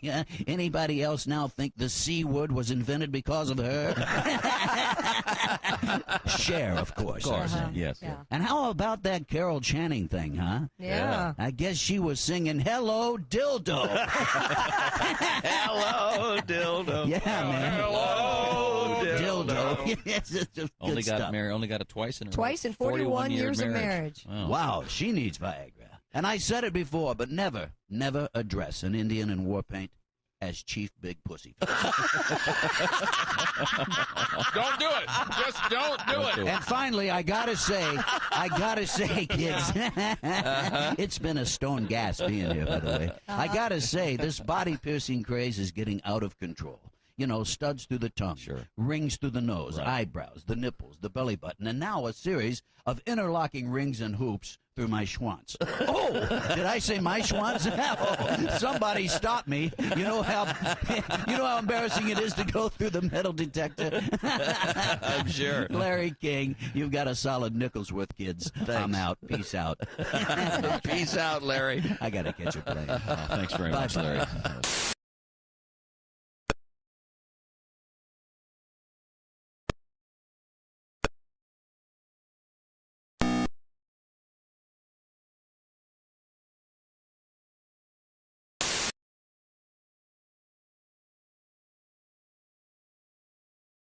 Boy. Oh. Welcome back to the Tom Has Lost His Mind show. My favorite. The Bob and Tom Show, live from the O'Reilly Auto Parts Studios. Coming up, we have Greg Warren with the Warren Report, sponsored by Champion Windows. Visit championsavenow.com. Man, we've got a full house. It's a lot of fun. Christy, Jess Hooker, Jeff Oskey, Willie G, Ace Cosby, Patty G in the performance room today. I'm Josh Arnold. There's Tom. Thank you very much. So we're going to stick with the name Tom. What would you... What name would you like? Yeah, Wally the Wax Man. Wally doesn't suggest authority in any way. No. Big Jack, your leader. I like again. That. And the Wax Man just sounds like you wax people for a living. Yeah. Oh, people who waxes records. That's gone away. True. Yeah. We didn't drop our new wax. No, I don't think you're going to hear that. One time that was, hot wax. Now, dropping wax now sounds like a fetish thing. Yeah, yeah. You get a pretty girl with a candle and she screams at you, steps on you with If I had to guess anybody in this building right now who has had hot wax dripped on them, I'm guessing Jeff Oskey. 100%. He's writing something down like he remembered a story that he wants to use for his stand-up bit. That's right. What did you think? Burns. Yeah. I've heard that the pleasure comes from the cooling of it. Yeah. Oh, have you not Which makes sense. Hey, that's too hot. Oh, it feels better when it's not that hot. Another little hint. Have you ever... don't do it if you're hairy. Yeah, that's the other thing. That would rip off, wouldn't it? Rip the hair off? It's just a mess. Yeah. Look at Tom. He can't believe that you've done it. Have you ever done it to someone? No.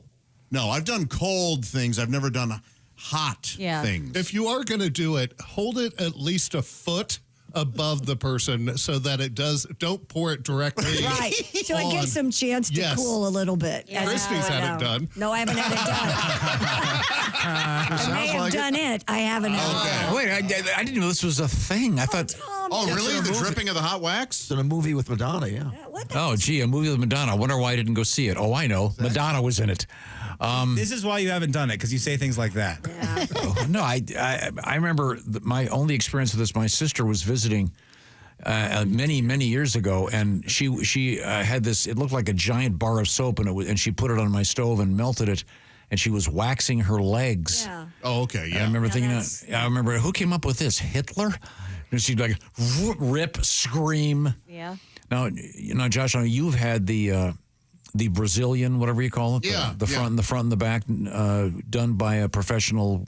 What is it called? A depilatoriist? What is the? An esthetician. Yes. Okay. And your thoughts again? It was effective. Yeah. It was uncomfortable, but worth it. And if you're looking to really get smooth, go with that. A lot of people just do it in the summer. Yeah. Yeah. Did you take a mirror to admire the backside to see how it looked? No, I just Stevie Wondered it. I could feel. Okay, I see. Because I was curious, does it stay red? Does it stay red for several days after you've ripped the hairs out with wax? I can tell you, the front stayed red. In fact, you have to really wash with like a rough sort of loofah or sponge type thing to make sure that you don't get a bunch of ingrown hairs. Yeah. You use that soap they have at truck stops that smells like cherries. I love that Supro Max. I love that soap. I love that Is it like soap. gritty? Yes. What was that stuff? Lava? Was Lava that the soap. Yeah, with pumice. You can't get in a hot tub. You can't work out for like 48 hours.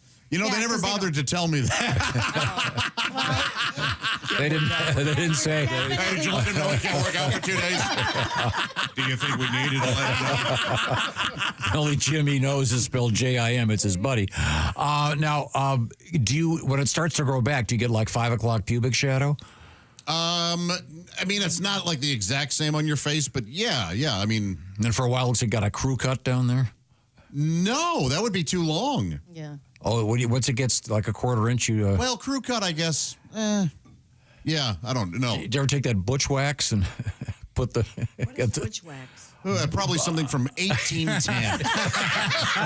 Hey there, folks! It's butch wax. Butch wax was guys would get more or less a crew cut, but they'd leave like an inch in the front, right? Yeah. And then butch wax, you'd put it on there and you could comb it straight up. Oh, like pomade. Yeah, but it was in a stick. It was called butch wax. Oh, now it's No, these days, butch wax sounds like what happens during a roller derby match. It's a move. I will defend that joke. He can't help himself. And so and I may have to. Tom was talking about the mirror. So, like, is it like a haircut when you're done? Do they hand you a mirror Yeah, they for you do, to? 100%. Do they hold Yeah. it up so you can take? Oh, they did for you? Oh yeah, it was a pretty big mirror and it had a handle and that way you could go all the way. Yeah. Oh, no kidding. I had 2 kids, so yeah, it was. Yeah, you were able to look. Or she said if you want to, you could put the mirror on the floor and squat, and then you could see everything. Oh wow, Oh, that's a classic old joke. Yeah. What? Watch out for the holes. So you've had the full waxing down there? Oh yeah, yeah. Front and back? Yeah. Didn't you Is used this- to work there? I did work there. Yeah. Yeah. Now, only one esthetician at the place I would go to was doing male and female. Yes. Yeah. There's lots of women that don't. Is it a choice or a licensing thing? It is not a licensing thing. It's a choice because that skin is so tender that you want someone who knows what they are doing. Yeah. Then they're down there in the sack area. Yeah. Yeah. And I mean, I'm already a grower, not a shower. Yeah. Yeah. And when you're in that position, I mean, she must have been like, this poor man. Now, were you making small talk? Small something. Yeah. I mean, I made sure that it was I would make jokes. We were laughing. We talked about each other's lives and relationships. Mm-hmm. Her boyfriend is a fan of mine. So I was like, hey, next time just have him come on in and we can watch. We can talk. There's a great scene in Bad Moms Christmas with this particular thing. She's doing a wax job on a guy who's in a he's a stripper, a male stripper, and they end up, falling in love, and it's kind of funny. You would love it. Oh, she met the one straight male stripper? Yeah. Did they let you choose your position when you went in, or did she tell you how she I pretty much said, hey, whatever you think is best, because she did say, hey, on this one you can either lie on your side, or you can... in the fetal, like you pull your knees up, or you can get on all fours and present. And I opted for the fetal position. Which is less embarrassing, man? Fetal for sure for me. Fetal is, that's the only way I ever did it. Do they warn you? They put hot wax on, right? Yeah. Do they paint it on with a brush? Or a popsicle stick. Popsicle stick, yeah. Oh, that's weird. Yeah, they're just recycled tongue depressors from the urgent care down the street. The one that I went to so bad there was jokes on the inside of it. Do they do like they swab this stuff on your skin? Then how long do they have to wait before they rip it off? Not long. I mean, it starts cooling and hardening. 5 to 10 seconds. Do they give you a 3, 2, 1 pull? Yeah, and then finally I said, you don't have to do that. Mm-hmm. So were you tearing up at all? I never did. My eyes never watered, but there were times where I went, okay. And I'll tell you, the most painful spots were not down there. Yes, it's. I would say my legs were always the most painful. The back of my neck. Yeah. And I was good. Now, there were a couple taintal waxings that I felt. Yeah. For sure. But do they ever take the skin with it?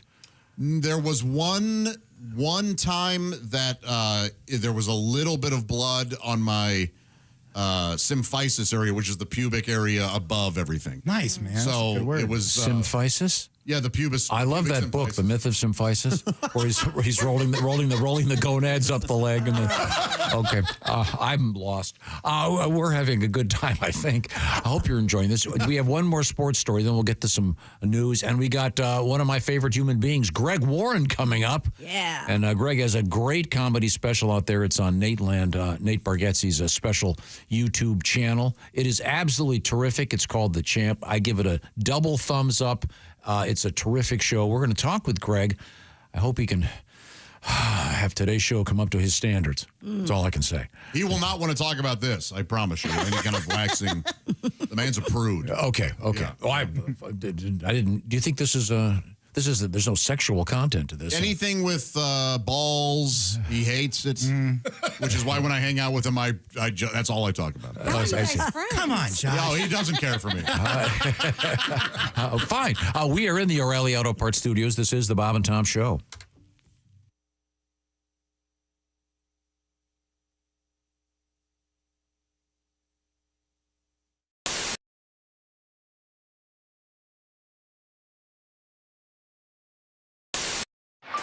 The reviews are in, and America can't get enough of Chick McGee's Silac commercial.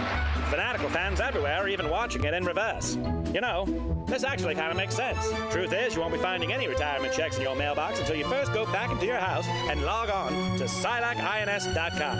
At the Silac website, you'll even find a special link just for Bob and Tom listeners. Hey, hold on now. This part shouldn't be going backwards. There we are. It's SilacINS.com. Don't go backwards in retirement. Look forward to your retirement. Look into an annuity from Silac Insurance. Screen Door Productions presents A Day at Fergler's Hardware, Part 2.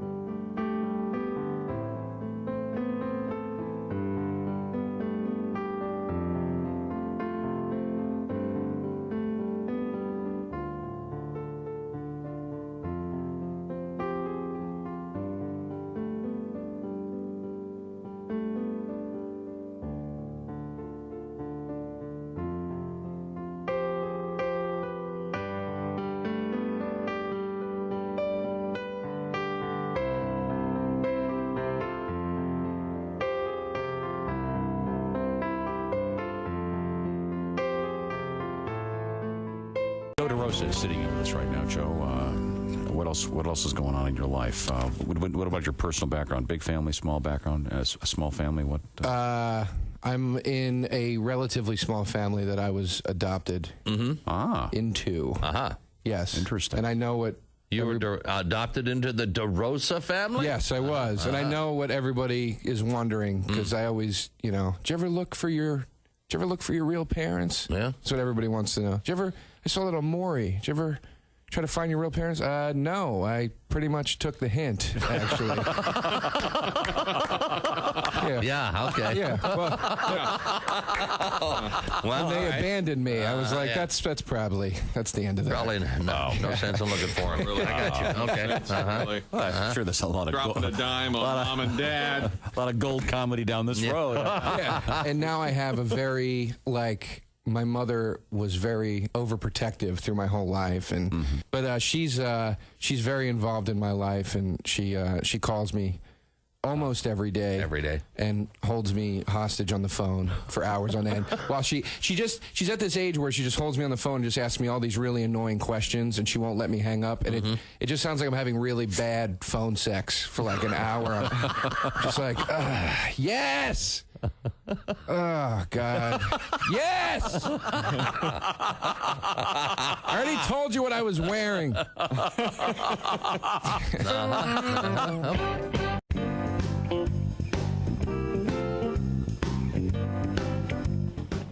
Wouldn't you like to know what Chick McGee does while commercials are playing? I sure during the would. Bob and Tom show?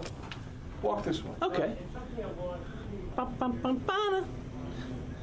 Here you go. You're going into the restroom. Well, no, this happens sometimes. Sometimes you have to do quick decision making. It's locked. Right? Normally, everyone who works here knows that they shouldn't be in the bathroom when we're in commercials. Of course. Because I might have to use the bathroom. Number one. I can't use the bathroom any other time than when we're in commercials. Number one or number two? I'd rather not say. Oh. Well. Hello. Hang on. Your name, please?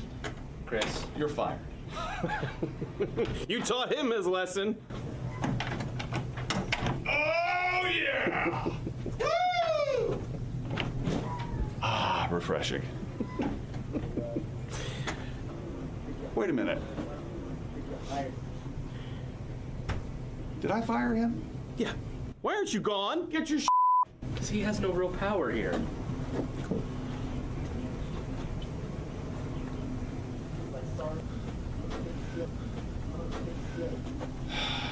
I knew I had no power, but it still hurts when I hear it out loud.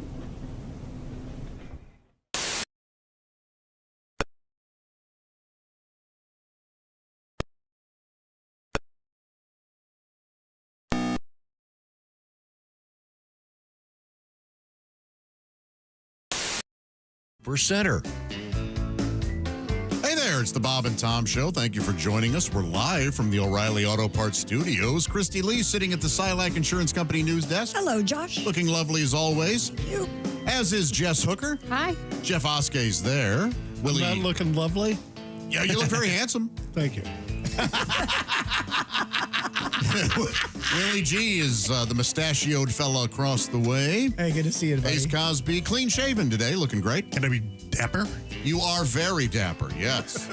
I am the resplendent Josh Arnold. Ooh. Coming up, we have the adorable Greg Warren with the Warren Report, which is sponsored by Champion Windows. Visit championsavenow.com. And there he is. Don't forget Diva or he'll be upset. Oh, I'm so sorry, Pat. I have not. Say my name, say my name. Pat Godwin is in the performance room.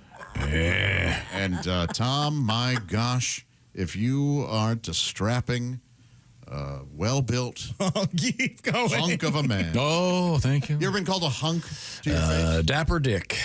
He's a dapper dick, ladies and gentlemen. About the dapper part. Now, you were discussing the waxing that you experienced. Yeah. Was this a dare? No. It started off kind of as one when you... Well, it wasn't so much a dare as you going, hey, by the way, tomorrow you're getting waxed on the air. Oh. Yeah. You are responsible. Oh, for that's... this. So you could say it started off as a Yeah, gag. and I remember saying, I said, if you don't do it, you don't have a hair on your ass. Yeah, and then it went from there. I see. Now, did you warn a potential bedmate of the situation? No. You let them be surprised by the...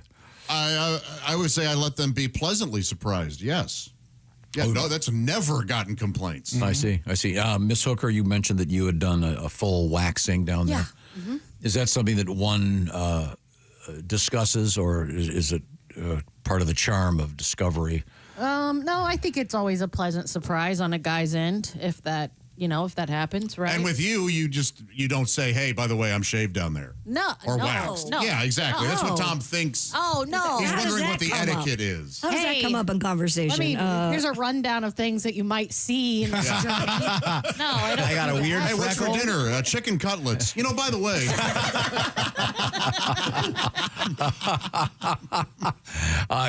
Is that something you'd put in a Tinder profile? No. I wouldn't. No, it's... Because we do have a Tinder profile and update in the news coming up. Yeah? Yeah, they've made a change. We could switch gears and do that story if you want, Christy. I've never been on Tinder. It's not something that I'm in the market for. But now, Pat, you've done the internet dating thing. Very quickly. Tinder quickly. In and out. Boom. Tinder testing a new feature that would allow users to indicate a preferred height range for potential matches. Oh, why not? That's fine. A company spokesperson confirmed to TechCrunch that the tool's being rolled out globally as part of a limited test. Only Tinder Gold, though, and premium subscribers included in the test group will have access. So that's not there now? Users will not. You don't put, hey, I'm 6'2". Well, you put how tall you are, but you can't say, I won't date anybody that's under 5'9" or something like that. Unless you pay for it. Right. Yeah. Yeah, so if you want someone who's 4'5", yikes. What the hell's wrong There with are you? shorter people out Tinder. That's called Tindergarten. There we go. Okay. Yep. There we go. Because I was curious about Where he what was going. what he was doing I there. thought he was talking about little people. Well, we He hoped. was. In fact, I tried to steer it kind of that way. It's a dating app, Tom. The spokesperson clarified the setting is not a strict filter. Profiles outside a user's stated preference will still appear, but may be shown less frequently. I just think this is going to lead to guys lying about it more, and I think Yeah. that's going to disappoint more people. Well, I like how it's just like it says like 5'9", 5'8", 5'7", and then the bottom box is just short kings. I think you should be able to do it with fatness and with whatever. Oh, Fat really? is instead of just saying weight. I meant weight. So they could You can be. do that. You can say, if you're paying for like Hinge, you can say, I'm only looking for someone that exercises often. You can, but again, you have to pay for it to weed these fatties out. But by that same thing, it's like, hey, I only want a woman over 150. No, You know what I mean? yes. Yeah. Can you say, do you have your own transportation? Are we taking a bus? That's the gamble. That's the dance. Can you pass a drug test? No, Do you have a job? I mean, yeah, you can put, I want someone that smokes pot. Absolutely. 420 friendly. Oh, that's what it says? Usually. It's Something- on You Hinge, put that, yeah. On Hinge specifically, it'll say, how often do you drink? Never, sometimes, or often. Same thing. Weed. No. What about yes. binge? What do you say on binge? Binge. So binge. No sobies? That's an offshoot of Hinge, is it? You drink every 5 days for a lot. Wow. What about cringe? Is there a dating site for uggos? Yeah, uggos only. Oh, wow. Okay. Well, She looks like Shemp. Shemp, of course, from the Three Stooges, ladies and gentlemen. We were talking about them just the other day. You felt the need. That's the one he explained. Well, because it sounded like Not you said. Waxman Larry, but he explained Shemp. Well, it sounded like you might have said another SH word. I wanted to I'm about to. clarify. Followed by head. always talking about yourself. Pat, don't you have a tribute to dating apps? Yeah, let me take this capo off. Hold on. Take off his capo. It's unbelievable. It's sitting in there. Return to Tinder. Return to Tinder. What about it? I spent $500 on high-end dating apps. And bright and early each morning, I checked the traps. No one responded to me. Return to Tinder. doubt about it. If you like, swipe right. And now, pretty little lady wants to hook up tonight. Nice. She doesn't look like her photo, but neither do I. I'm really 10 years older, she says. I'm a guy. Nobody's perfect. I spent a lot of effort to get a lady in bed. You know, he did. I met a new girl on Tinder. The trailer... hold on. I was Tom doing I was about to blame Tom. Okay, here we go. I met a new girl on Tinder. Oh, the trailer's filled with Sudafed. Oh, this isn't working. Returned to bartender. Met a girl at the bar. I'm going old school. Now we're making out in my car at Applebee's. Return to Tinder. Excellent. She had a penis. Okay. Thank you very much. I thought you were doing the drums. I just hit the keyboard. No, I was. See, this is all new. Innocently sitting here. Oh, yeah. It's all new to you, huh? Certainly enjoying it. Thank you very much. Now, we have one more sports story. Is that correct? Yeah. What is it? I mean, it's impossible. He's rude. Yeah. He's a rude man. It's just crazy. It is.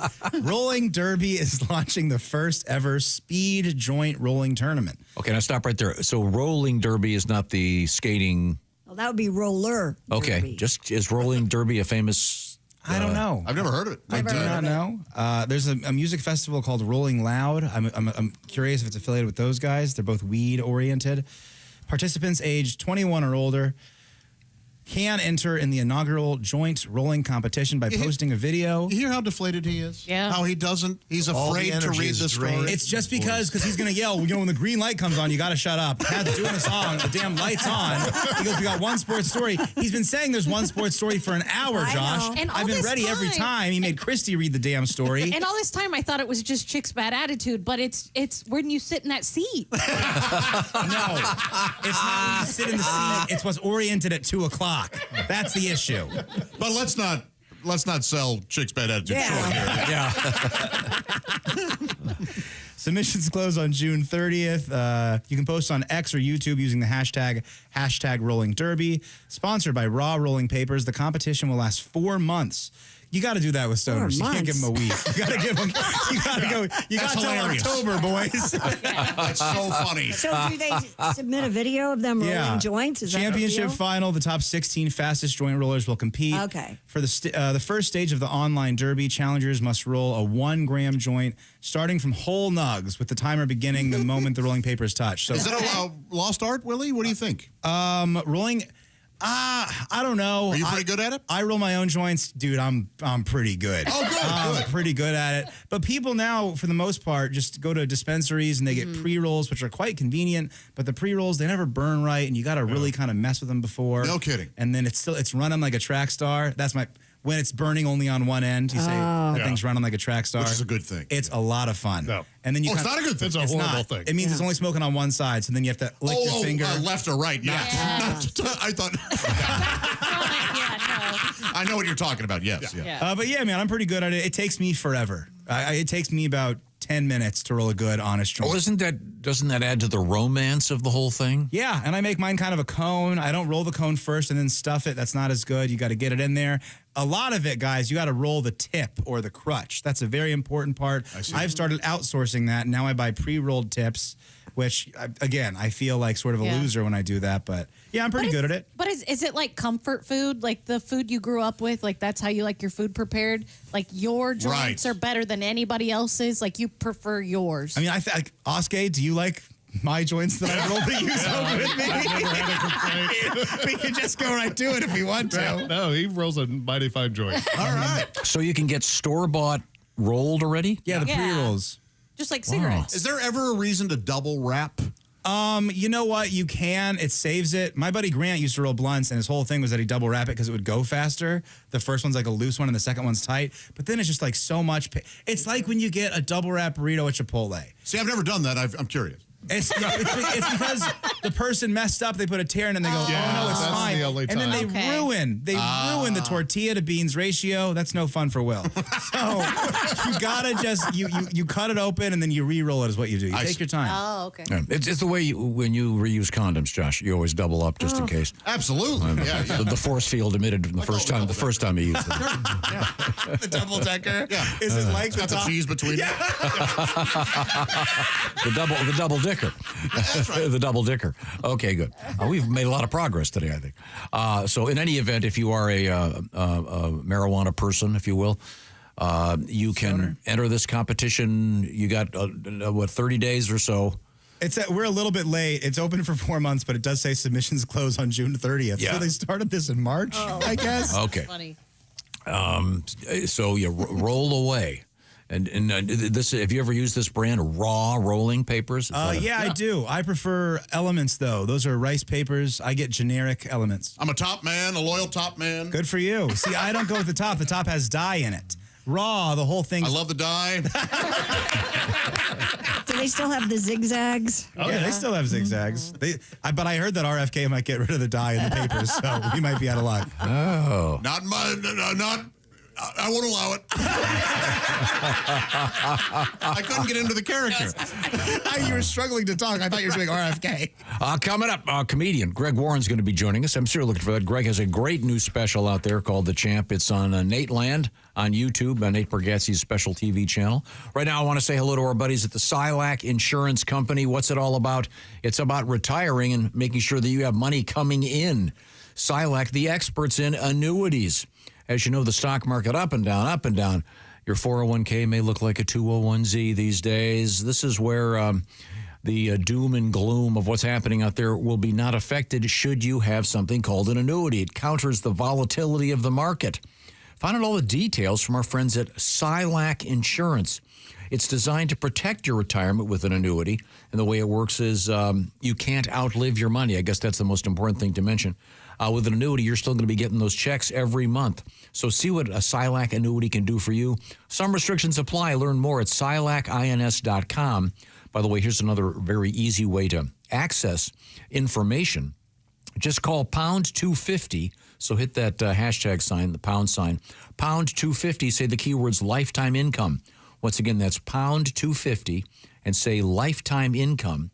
Or just go to silacins.com. It's SILAC.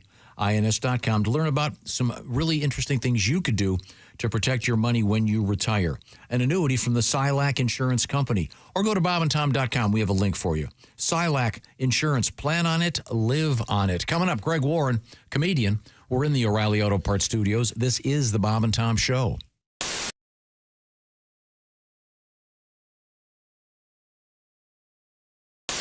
I did create a new character for Donald Trump. It's a mashup. It's Ronald McDonald Trump. Oh! Yeah, it's tremendous. We've got the Hamburglar. We're working on... he's rubbling, and he's a bad guy. So we've got some help. We've got Mayor McCheese doing a tremendous job. Mayor McCheese is working with me, and Officer Big Mac, and also Elon McMuffin. The three of us, the four of us, we're doing a great job. Now, is it true, Mr. President, that you fired half of the Fry guys? We did. We had to. Elon came in and he said, "You're not doing what you need to do, and it's costing too much." And we're going to build a wall between the restaurant and the play area, and then we're going to build a ball pit. It's going to be the best ball pit, and it's like a spherical moat. It's going to be tremendous, and we're going to make Playland great again. It's going to be the number one. The number one. It's not any better. You can't get any better. J.D. Value Mill. He's a great guy. That's Frank Caliendo. Oh, that's so funny.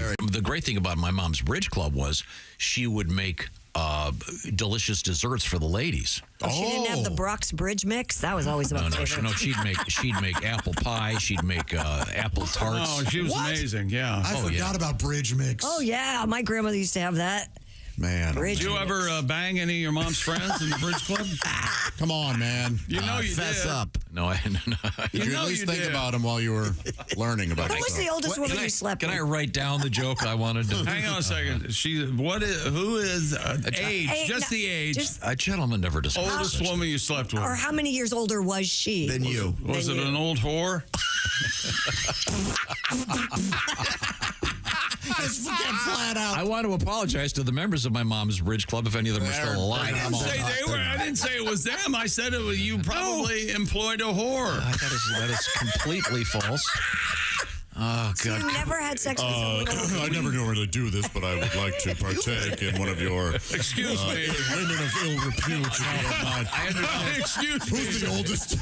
Ruth, I understand you're quite good. Do you have a Millicent on staff? Or is there a QR code? No, I understand. This is a cash only proposition.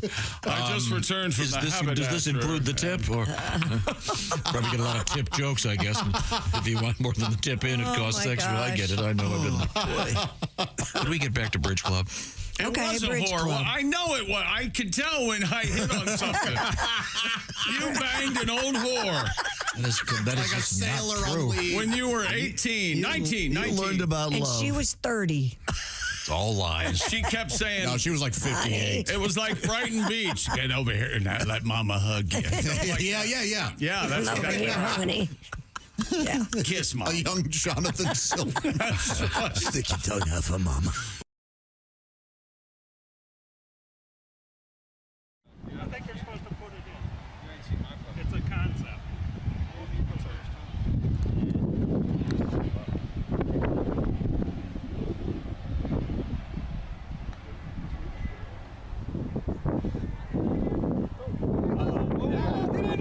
Get in there!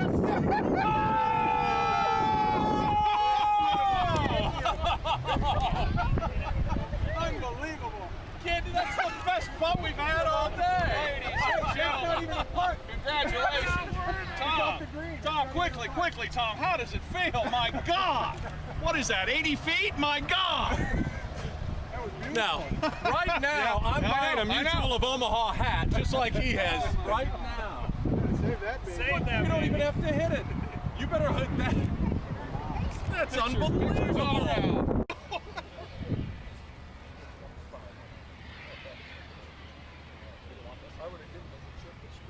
No, give me. You don't have to put the ball right on the marker.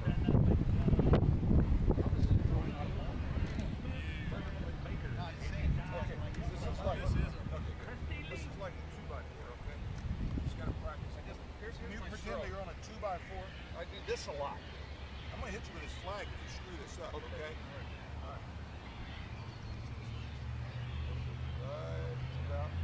Right about there now. And just straight down the 2x4. Keep it on the board. There's your B. Yes! Woo! Money! We gotta get a picture of this, Tony. I'm nervous. I'll sing Viva Come on, baby. Everyone's doing it. But I've never done it before. Your brother tried it and he loved it. Brother, what? Okay, I'm gonna turn it on. Ooh, I hope there's batteries in it. Batteries? The Bob and Tom Show, mornings on 95.7 QMF, Louisville's classic rock station. We should wake up with Bob and Tom every morning. Well, that sounds good to me. No problem here. Get up and get it on.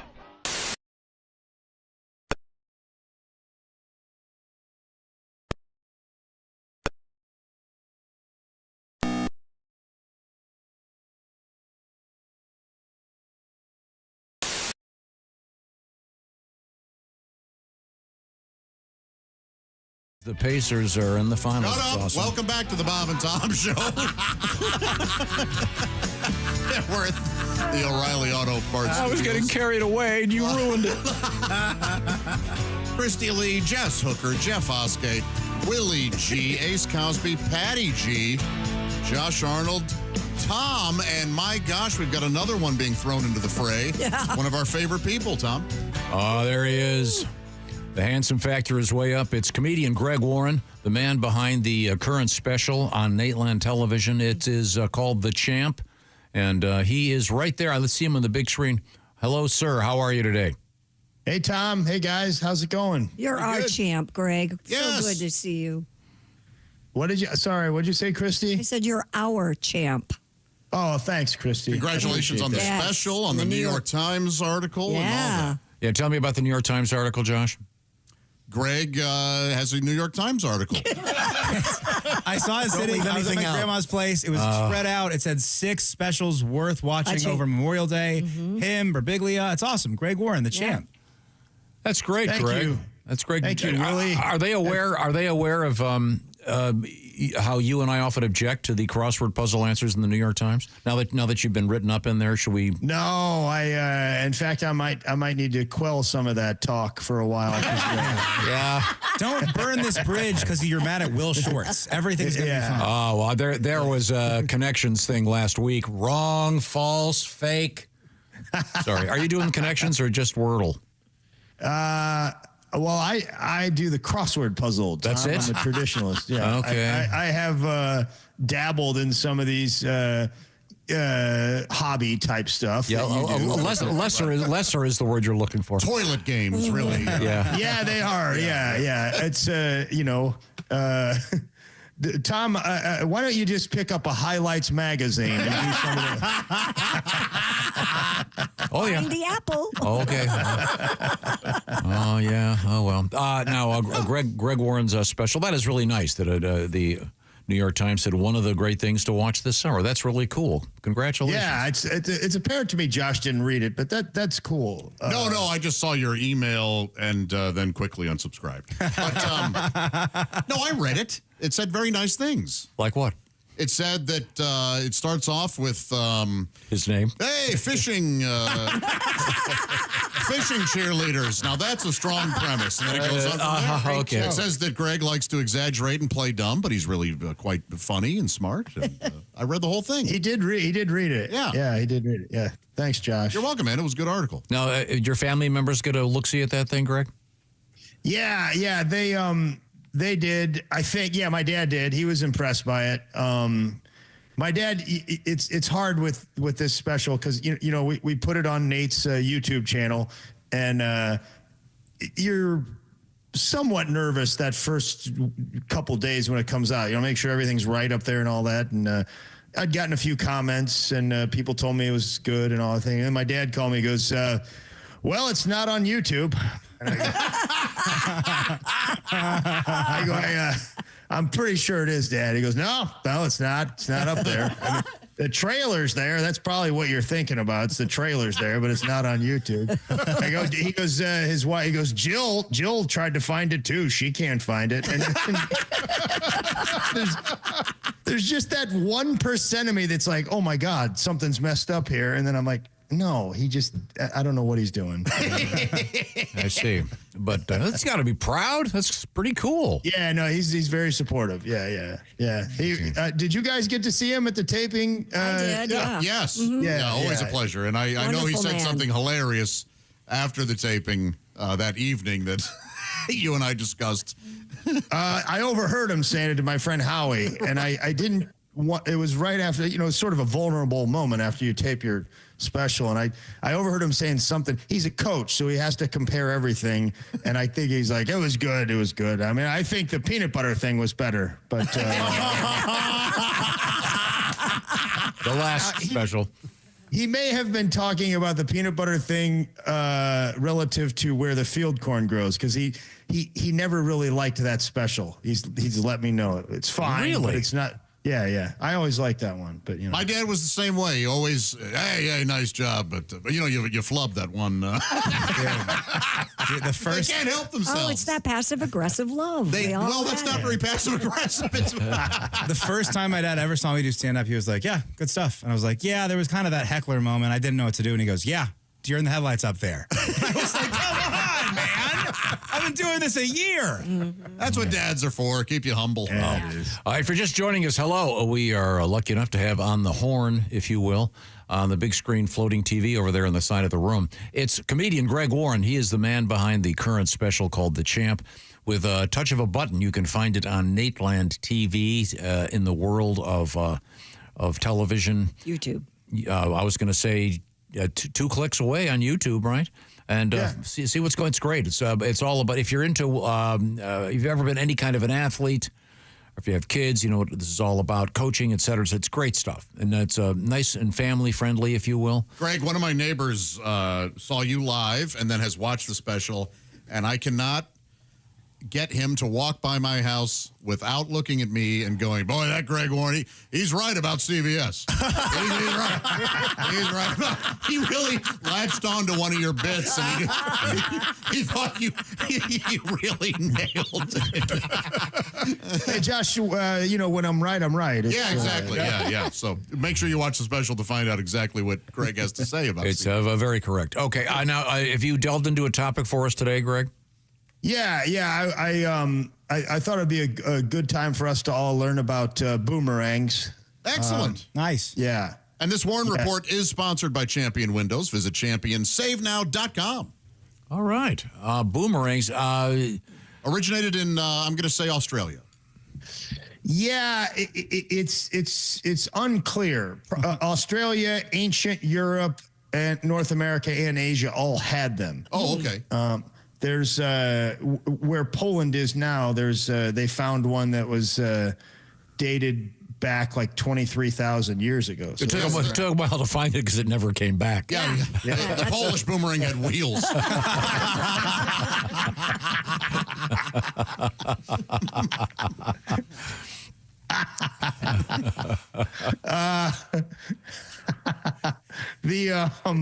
I didn't think of that, buddy. Well, you're gonna $40 and it's yours. Yeah, it's outstanding. The one thing I need to make clear, guys, and I learned several things here, is there are returning and non-returning boomerangs. Oh. They don't all come back. Who knew? I thought, by definition, a boomerang had to come back. Right. Yeah, that's they took some liberties with that phrase. Most of the original boomerangs were non-returning. They were, they're like, when your girlfriend says she's going to the convenience store to buy some lotto tickets, she ain't coming back. No, it's they were called throwing sticks, or in Australia, kylies is what they were, hunting sticks, a little heavier. They used them to hunt emus and kangaroos, and it says here parrots too, which I know, man. You gotta be good. You got to be good. And why do you kill? I guess some of those parrots got a kind of a smart mouth. Right. But, yeah, I don't even know if they ate the parrots there. But you need to shut up about that, Steve.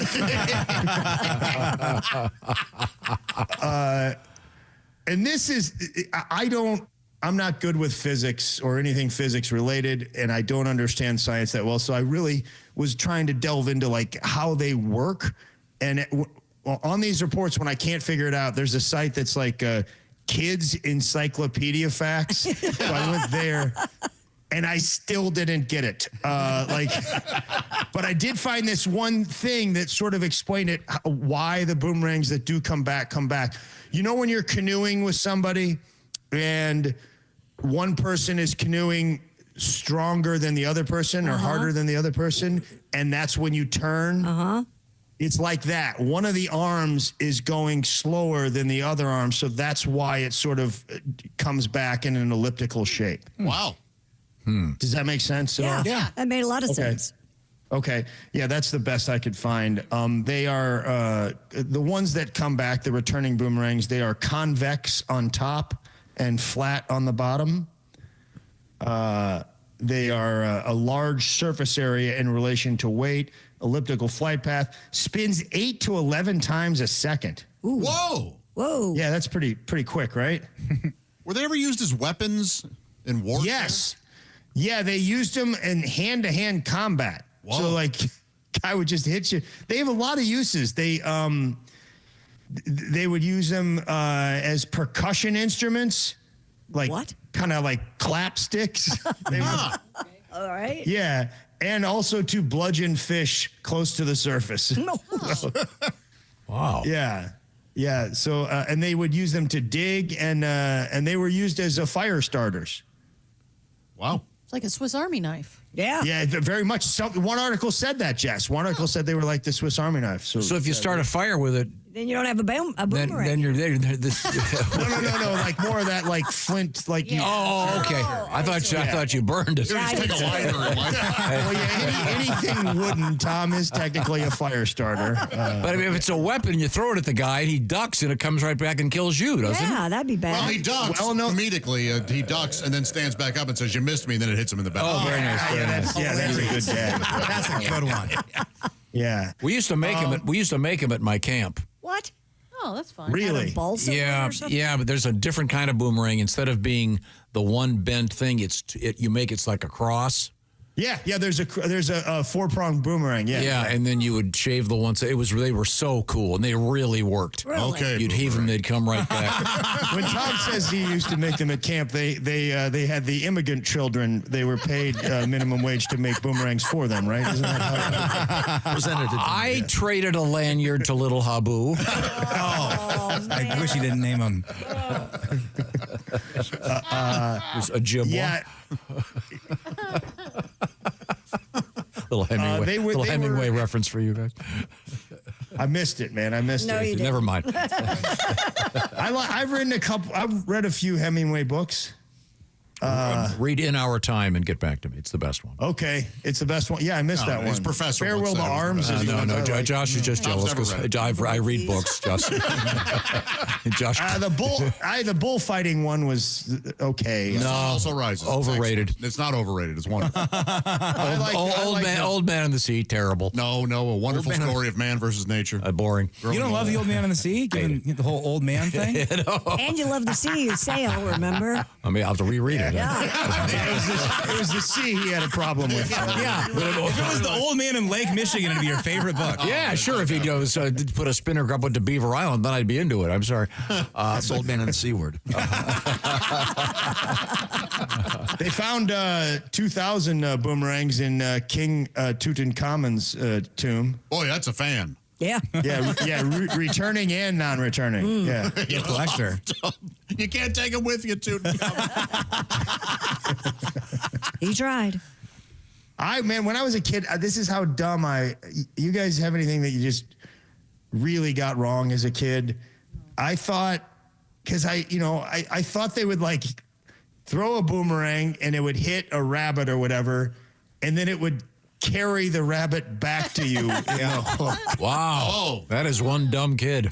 It is real dumb. And when I say kid, right around 27, I think is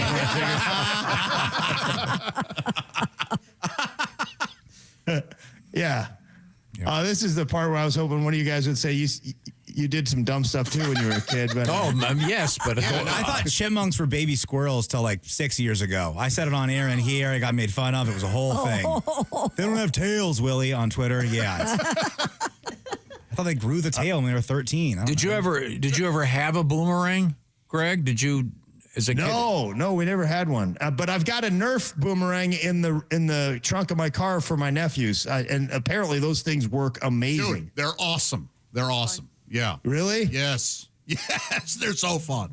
Yeah, I'm gonna do that. But when you throw it, I saw a video of a guy you throw it vertical, actually. Really? And then and it goes to its side and oof. It's almost like a pistol grip, Christy. You hold almost like a pistol, and you throw it vertically, and then it sort of flattens out. I thought you threw it like a frisbee, kind of. So did I. Yeah. So did I. Oh, it's fun. Yeah, you'll love it. And there was a song called "My Boomerang Won't Come Back." Oh my gosh, you've played that for us before. Yes. I don't know. Sounds great. It's not.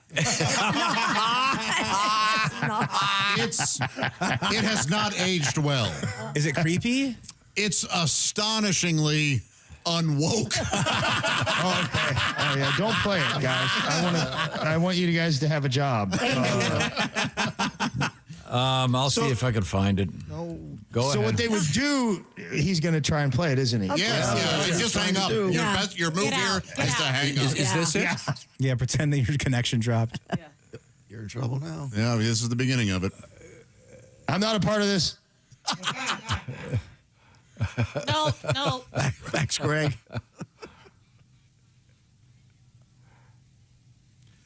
I don't know this is the version you played before. I don't think it is.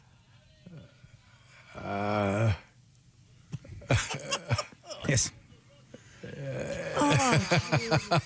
It's important to remember that's a white guy. Never forget. Yeah. That man grew up in Manhattan, Kansas. His name was Glenn. Sorry. Really, really white. The chorus is, my boomerang won't come back. Yeah, I apparently. A novelty. Yeah. Sorry. I didn't remember it was that. Gee, look at the time. Oh, yeah, we got to check out. Greg Warren, you plug the special for me, won't you? You want me to? No, I wanted Josh to. Oh, well, okay. Next time, address me by name. Yeah, it's the champ. A It's real on son of a bitch this the morning. Nate Land YouTube, and much like a boomerang, Greg will not be returning next week. Plug up and play a racist song. Oh. I forgot about that. Thank you very Nate much. Land YouTube channel, right? Greg, congratulations. It's awesome. Thanks, guys. Mr. New York Times. Yeah. Too snotty to talk to us? No. No, I did the I just Sunday. called in. I did the Sunday crossword puzzle in 10 minutes. Tomorrow I'm doing it in German. Thank you. Thanks, Greg. Bye, Greg. The best way to listen to this show is certain parts is with the Raycon earbuds because you can cancel them. They have a special feature that allows you to cancel the outside noises out there. Raycon earbuds, latest model, 32-hour battery life, multi-point connectivity so you can pair two devices at once. With Raycon's quick charge function, give it a quick 10 minutes and you've got 90 minutes of battery, or just go with that 32-hour battery life. And as I mentioned, the active noise cancellation. Lots of cool colors. And the main thing here is they have a 30-day happiness guarantee. If you don't like them, send it back. No problems. And you get your money back. BuyRaycon.com/time is the way to go and the place to go. You'll get 15% off the best-selling everyday earbuds right now. That's buyraycon.com/Tom, and they're designed to stay in your ear. They've got a special set of gel tips so you get the right ones for your particular size ear. Go to buyraycon.com/Tom. Half the price of those white ones, and they're a lot better. Buyraycon.com/Tom. Coming up, we're going to head over to the Silac Insurance News We're Desk. going to have our history lesson. We are? Oh, Yeah, okay. we are. Oh, I'm out of breath. Thank you very much. We are in the O'Reilly Auto Parts Studios, and this is the Bob and Tom Show.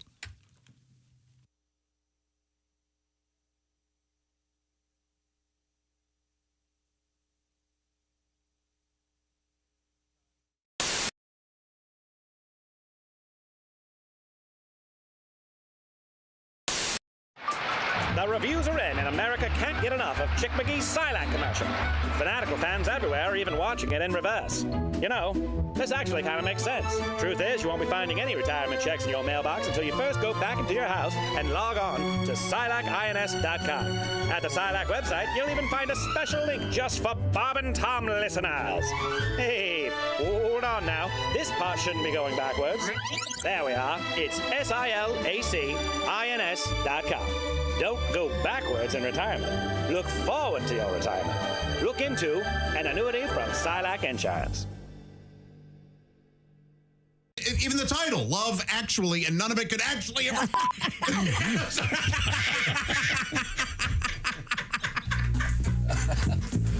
I just pulled a muscle. Also been watching Love Actually again. That's the big debate in this room, by the way. Josh, correct me if I'm wrong, Josh. Josh hates that movie. No, It's Josh flawed. loves it. It's flawed. Yes. It is utter garbage. But it's hard for me to get mad about it. I mean, it makes a lot of people happy. I think you said, I don't care about any of these people. No one is real in that. And that's the... I could go... I really am thinking about doing like an hour-and-a-half podcast about why it is absolutely so bad and why its thesis is a total lie. I like the idea of you. I like the idea of you doing that podcast because that'll take 3 or 4 people to put that together, and they won't be on the roads in my way. It's not a documentary. Well, here's the problem. It's bookended with real people meeting in an airport. Right. And then the thesis is, now I'm going to show you some more examples of real love, and it's the fakest BS you've ever seen. That you can't do that. If they hadn't done that. If the movie, and it's even the title, Love Actually, and none of it could actually ever...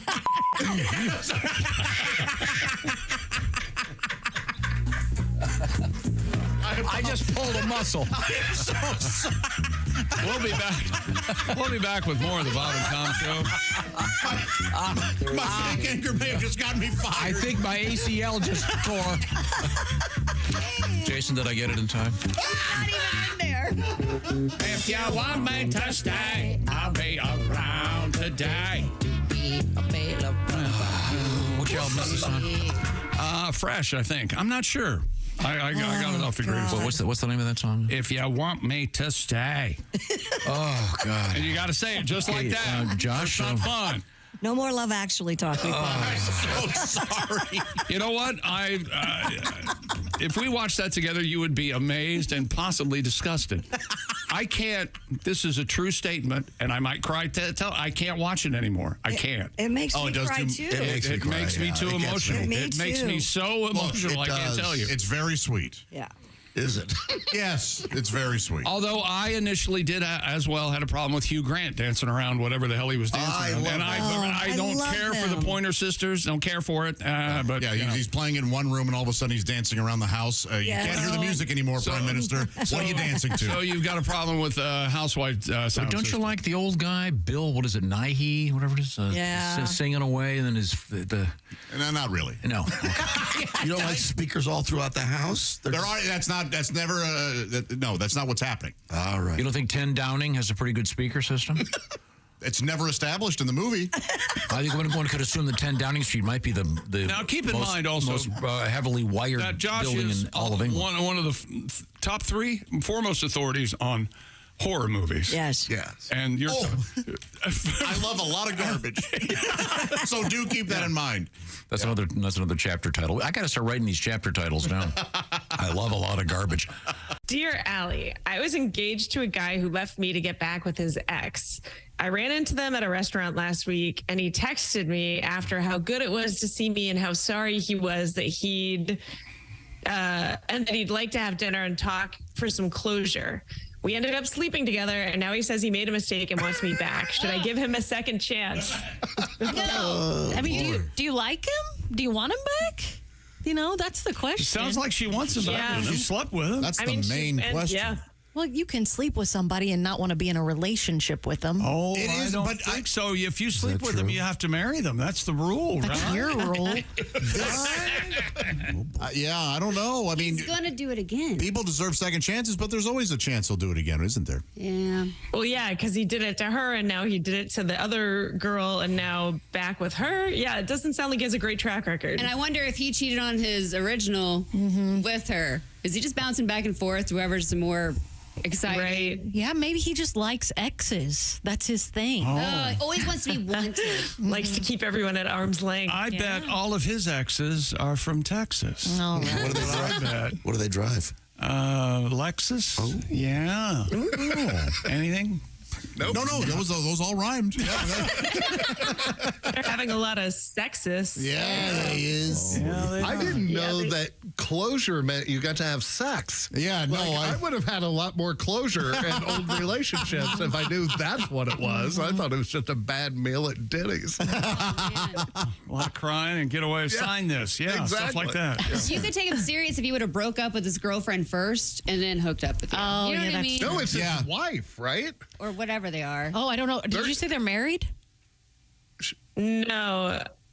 Oh, he left her to get back with his ex. Oh, I'm sorry. So I don't know if they were married. And now previously. she's the ex, and he wants to get back with her. There's a gamble here. It depends on how much is the risk worth it? Do you like head games? Then you should, go with him. Yeah. Yeah. Allie, what do you Or think? mess with him, get back with him, and then leave him for your ex. Yes. There you go. Yeah, There's full closure. Leave him for the girl he's dating now. Just there mess you go. it all up. Yeah. Go let Full circle. Yes.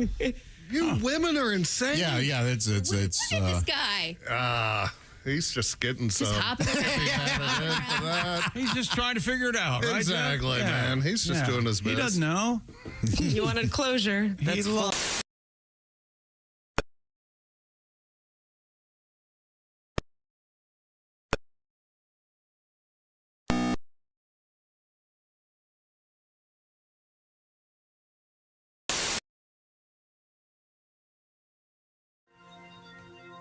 Hi there, Bob and Tom Show, live from the O'Reilly Auto Parts Studios. Great time being had by all, and all includes Christy Lee. If you're keeping track, I'm down another bird feeder. Damn Oh, raccoons. my gosh. Goodness. They took it last night. True bandits. God. Jess Hooker, how are your bird feeders? All good. Full, Okay. Yes. Full. See, that sounds like it had some kind of sexual. How are your bird feeders? Yeah. I can't. It didn't. I can't find it.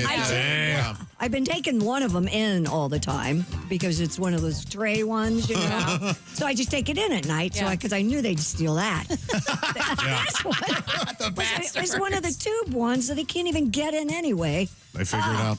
Oh, you mean they don't just knock them off? They take off with the whole thing? Yes. Yeah. Oh my God. Is this the raccoons? Yes, it has to be raccoons. You're going to have to do like what I did when I lived in the hood and chain that up. Like anything I had outside, you had to chain to your front know what? porch, I or think it was I going might. to disappear. Well, I just have to start taking them in every night. Like, I got a new refrigerator, and I put the old one out on the front porch so I could have someone come and take it away. And I'm making dinner, and my son comes in and he goes, "Somebody just stole the refrigerator doors." And I go, "What?" And they were the metal ones or whatever. Yeah. And I look down the street, and there's just a guy walking with my refrigerator doors down the street. To scrap the metal? Yeah, at like 4:30 on a Tuesday. you think if I put my old treadmill out by the street, somebody will come take it? They say Will come so quick. They say if you put free, it'll take longer than if you put $20. If you put $20, somebody will take it. It works. They did but- studies on that. Isn't that What? crazy? Yeah. Wow. They did that with kittens. What do you do with the doors of a refrigerator? They were Scrap that. metal. What's funny is it was the cheapest one, so they weren't even real Magnetic, metal. yeah. Oh. Like, so they couldn't have done anything with it. They were taking them down to the scrapyard to scrap them. Wow. Yeah. Well, the best part Maybe was that's what my raccoons are doing. Maybe they're at the They are. a week raccoon later, scrapyard. a guy pulls up. He goes, "Hey, can I buy that refrigerator?" And I go, "It doesn't have any doors." He goes, "I don't care, $50." And I go, "Cool." So he's loading it up into his truck, and then I go, as he's driving away, I go, "Hey, wait, you aren't the one who stole my doors last week, are you?" And I'm like, "Oh, this guy just got a refrigerator for $50." Have we completed all of our introductions? Yes. Not at all. Jeff sorry. Oskey, Willie G, I'm sorry. Ace Cosby. I'm Josh. I liked it. There's Tom and Pat Godwin. Okay. We're going to do our history lesson? Yeah, but first, a little history about the song "My Boomerang Won't Come Back." I don't think we need to do that. We really Well, don't. There is one aspect of this that I think is very important. Pat Godwin. Yes, sir. Because I'm asking you this, you're going to know the answer. Oh. The song "My Boomerang Won't Come Back," very inappropriate. I'm sorry. We were discussing boomerangs with Greg Warren, and it came up. Do you know who produced that? It was an English comedian, but do you know the name of the producer of that song? English comedian, Spike Jones? No, it was a guy named Charlie Drake. I never even heard that name. It was produced by a guy named George Martin. Oh. In 1961, just before he started producing the Beatles. Oh, should have known. Yeah. Should have known. Yeah, that's what I figured you'd guess, Pat. Do you want to hear just the chorus? Just No. No. You just said sorry for playing it, and now you're playing it again. Stop No, it. I was just going to play. Stop it. I don't play it. You guys don't understand. The sooner we're canceled, Yeah, that's, you know what? You're right. the You're right. sooner I can move on with my life. No, if he gets canceled, I have to pay for Finn's college. I'm out. Don't play it. It was by the way, the song. Let me find it. It was number 21 in the Hot 100 in 1962 in the United States. That's number 1 in Australia. Number 14 in the UK. Yeah, There was nothing to listen to back then? I mean, Yeah. What? it was a novelty song. It was silly. There are A ton of novelty songs like that. Yeah. There's some really good ones. What's the one you like? The camp song? So much? Hello, Mata, Hello, I Fada. loved that one as a kid. That's well done. But it's interesting. There have been so few in the last couple of decades. Can you name any? I mean, like Baby Shark, is that the kind of silly stuff That's we're talking kind about of, here? Yeah. Yeah, but Is the Macarena like that? Yeah. Right? not really. No? It's Still got to a be lot of like novelty I songs. think the last going one up. were the Kippadata ones, right? yeah, ones that adults can enjoy. Yeah, the Yeah. Kippadata fish pun thing. You love asking us a question and then telling us we're wrong when we try to Oh, God. have fun with you. When we try I'm to not doing it now, engage. but you're correct. I do love that. Time now to check in with our little history lesson here. Time now to check in with our little history lesson. This would be a good day to do something because there's not much here. That would be a good day to do something. I heard one on the way in. What's that? that on this date, I don't know I can't remember the year, but Grover Cleveland became the first president to get married in the White House. Oh. He was 49 and his wife was 21. Pretty hot. No kidding. Frances Folsom. So, yeah. Pulling a Griswold. I didn't have that one. I've got Alexander Graham Bell makes the first sound transmission. Do we have did he one? say? We may have that. Do we? No, that's Thomas Edison. It's Thomas Edison. How about this one? Guglielmo Marconi nailed it. Applied to patent the radio. Oh, glad he did. Yeah.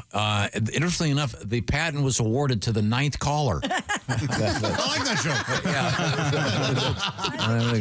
That is a good joke. This is something. I didn't know this. In 1933, FDR authorized the swimming pool built inside the White House. Huh. I wonder if it's still there. No, they filled it in and They put a bowling alley. Didn't they dig it up again? I don't know. And it's How come still. the White House can have a bowling alley and a No pool, kidding. right? Not one or the other. Man, if I'm president, that's all. The White House will essentially be a sky zone. It's just it'll be a Chuck E. Cheese for sure. Diplomats can come play the arcade Oh, games. yeah. You're telling me we can't solve the Middle East over some skee ball? We got. Hey, listen, one more time, Vladimir, you go in the dunk tank. Let's see. Oh, Babe Ruth retired on this day. Famously, he pointed at the couch. That's funny. That's 2 for 2. That's good, yeah. Walked over to it. Oh, I remember hearing about this. I didn't watch it. Barbara Walters on this date in 1981 asked Katharine Hepburn, "What kind of tree are you?" Oh, God. Boy, right then they should have just said, "Barbara, get the hell out of here." Why would she ask that? I feel like you would love that. You love asking people impossible questions. In that same interview. I'd be a willow. In that same interview, and this is not a joke, Barbara Walters asked her if she ever would wear a dress. Yeah. And she replied, "To your funeral." Yes. That's the truth. I've seen that clip. Yeah. And actually, we have actual audio of Katharine Hepburn saying that. Here, let me hit the button here. "Yes, I'll wear a dress at your funeral." That's nice. That's very good. And that's on Godwin Pond. That's about all that's interesting. A couple of cool birthdays. Like who? The great Dana Carvey, born in 55. He is Absolute genius. Actor Dennis Haysbert played the president on 24. Oh, sure. Does all the commercials for, what is it, State Farm? Major League, and he's a terrific actor. Yeah. And then, Zachary Quinto. Oh, yeah. He played the number 5 on Sesame Street. Naturally, yeah. He's always the number. Wait, that'd be Cinco. Joke? What's Quinto? Is that 15? Spanish was never my thing. Justin Long. Oh, yeah, he's an actor, right? He's a porn. He's a I porn. like him. Yeah. He's a porn star. Although that's Justin B. Long. No, it's Justin Long. You gotta change his name. Justin Long, the actor from the best Die Hard movie. Justin Long. Oh, careful. There's no.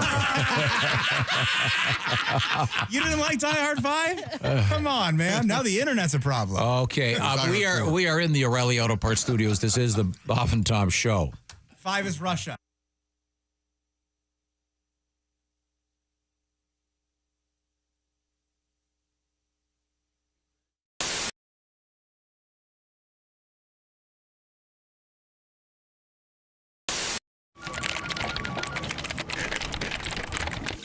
Alex and Christian are both great competitors.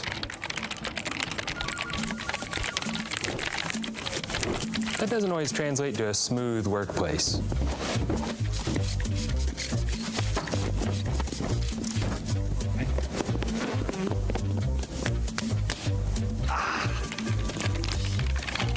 Hydrate, hydrate.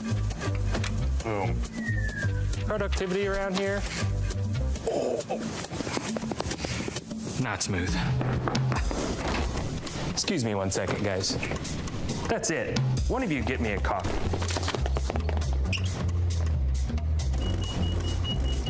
Want a barista quality coffee fast? With Java House, you just peel, pour, and enjoy. No complicated brewer needed. Amazingly smooth. Not smooth. I have a tribute, yeah. To karaoke? Of sorts, yeah. What could ruin such a pleasant scene? What's more annoying than a drunk Marine? What's louder than a busted muffler on a souped-up car? What's irritating when you're trying to think? Oh, you know what sucks? When you just want to drink. It's karaoke night at your local bar. If I want to hear a drunk guy butcher Billy Joel, I'll go to a Billy Joel show. Hey. Not everyone's Mariah or Daryl Hall. Some folks were meant just to work at the mall. Pearl Harbor was bad, but the Japanese have gone too far. Oh, I'd rather take a pool cue right in the eye than hear some wasted dude sing American Pie. It's karaoke night, yeah, at my local bar. Who is this American Idol wannabe? Thinking he could sing Bohemian Rhapsody. Please pick a key. If I hear one more version of Friends in Low Places, some local cowboy's gonna need some braces. You ruin Uptown Funk and I'm gonna go and key your car. No Delta Dawn or I want a new drug. One more Love Shack and I'm pulling the plug. It's karaoke night and you are not a star. Oh, it's karaoke night at my local bar. That was very nice. Thank you very much. Yeah, it's Tom from the Bob and Tom Show. Thanks for watching this morning's show. To listen, just go to bobandtom.com. Check out the list for a station near you or stream the online radio station on our website and the Bob and Tom app. The Bob and Tom Show, on air, on app, and on demand. Ace had nothing to do with this. No, but Ace and I did play donkey softball. I don't care about that. There was a donkey in this building that you and I were leading around. I can never remember. Mammoth Jack? A Mammoth Jack. Now, is that considered to be a donkey or a mule? That's a donkey, right? I don't know what the difference is. Don't you get a horse and a mule to make it? Wait a minute. What is it?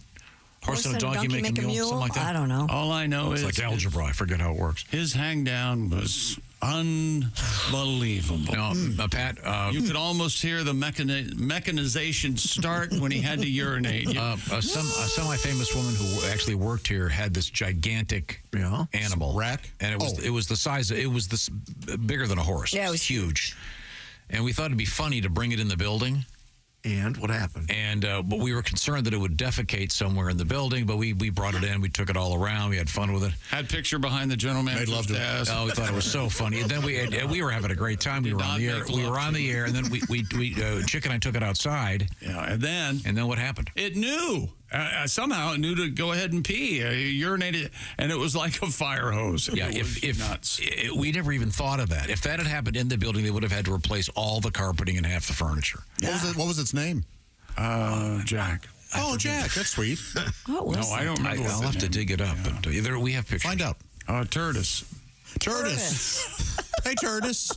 Well, there he is. There's Tom. Look at him. Yeah, there's Tom. That's the general manager's desk. Huge. Yep. Look at the size of that thing. It's beautiful. Oh, yeah. You can almost see his dork right there at the back. Oh, yeah. You can kind of see how it's it's real black. He was like a prize mule, I think. Yeah. He's a handsome fella. Yeah. Well, thank you. Oh, you mean the donkey. Look, Tom, you're wearing the same clothes you're wearing that day. He's got cargo shorts on. Hang on a second. Those shorts? Yeah. No. Same shirt, though. Look at the gut on Griswold. Look at that. Huh? I think the shirt's kind of baggy. Whatever, Tubby. I never knew you were a Chubs. Whatever, Chunkles. What do you weigh there? About 350? Oh. You're over 3 bills. Look at that.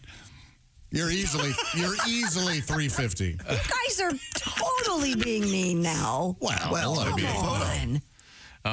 We had to be mean to get him to put the fork down. Save his life. He's got a cow heart, isn't he? So I want to just pause for a moment. You look like you ate Bob. I'm all the way in the back of the office. That photograph above the donkey on the upper right. That's a hockey team, Josh. I don't know if you can see. Every guy in that hockey team had a huge mullet. Mm-hmm. It was that era. Yeah. And visual and boring. And the now, donkey. wait a minute. You're saying that was a hockey team, and they all had the same haircut, and they. Well, unfortunately we don't have that. A mullet. Is that desk still in the building? Is that desk still filled? I mean, this is bad off the air talk. Yeah. We're off the air. I walk out. I'd be down the highway. Now, Josh.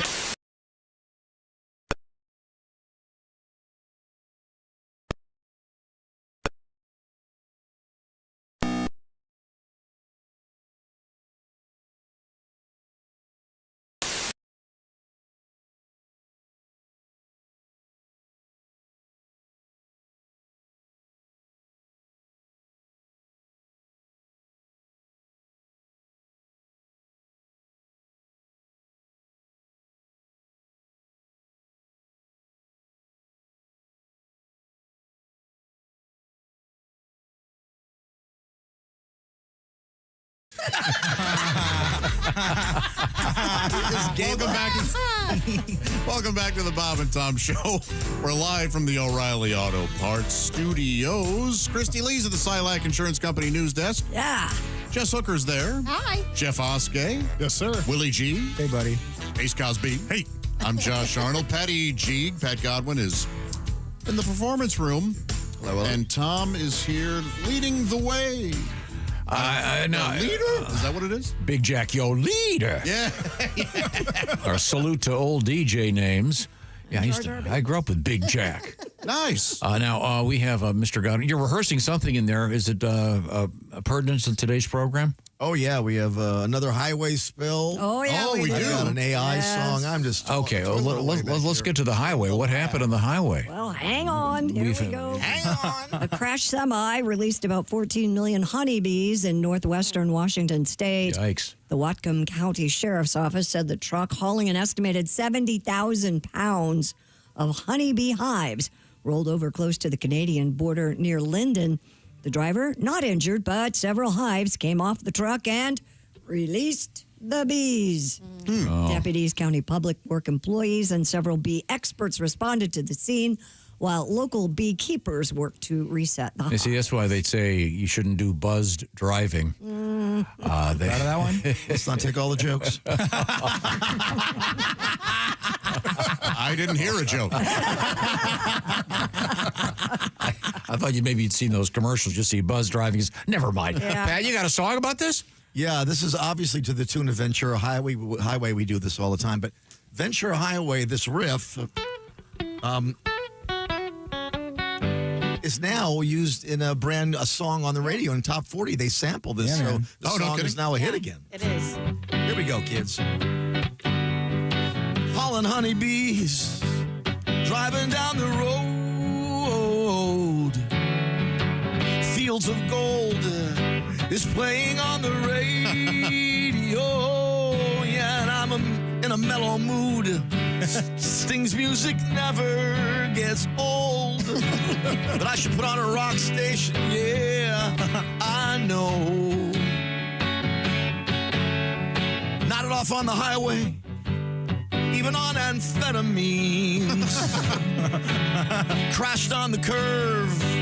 Now bees are out looking for their queen.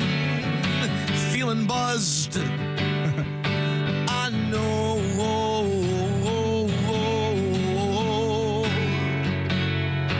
Can't find the bees and it's getting late. What if they can't pollinate? Could affect global food supplies. Ecosystems ruined. Many plants will die.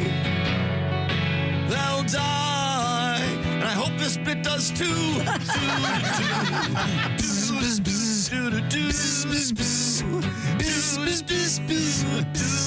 It's a bee sound, you say. Birds do it. We all do it too. But if bees don't do it, we're all screwed. It's true. It's a little poetic and important message. Wow. What's going on there? For that hippie nonsense.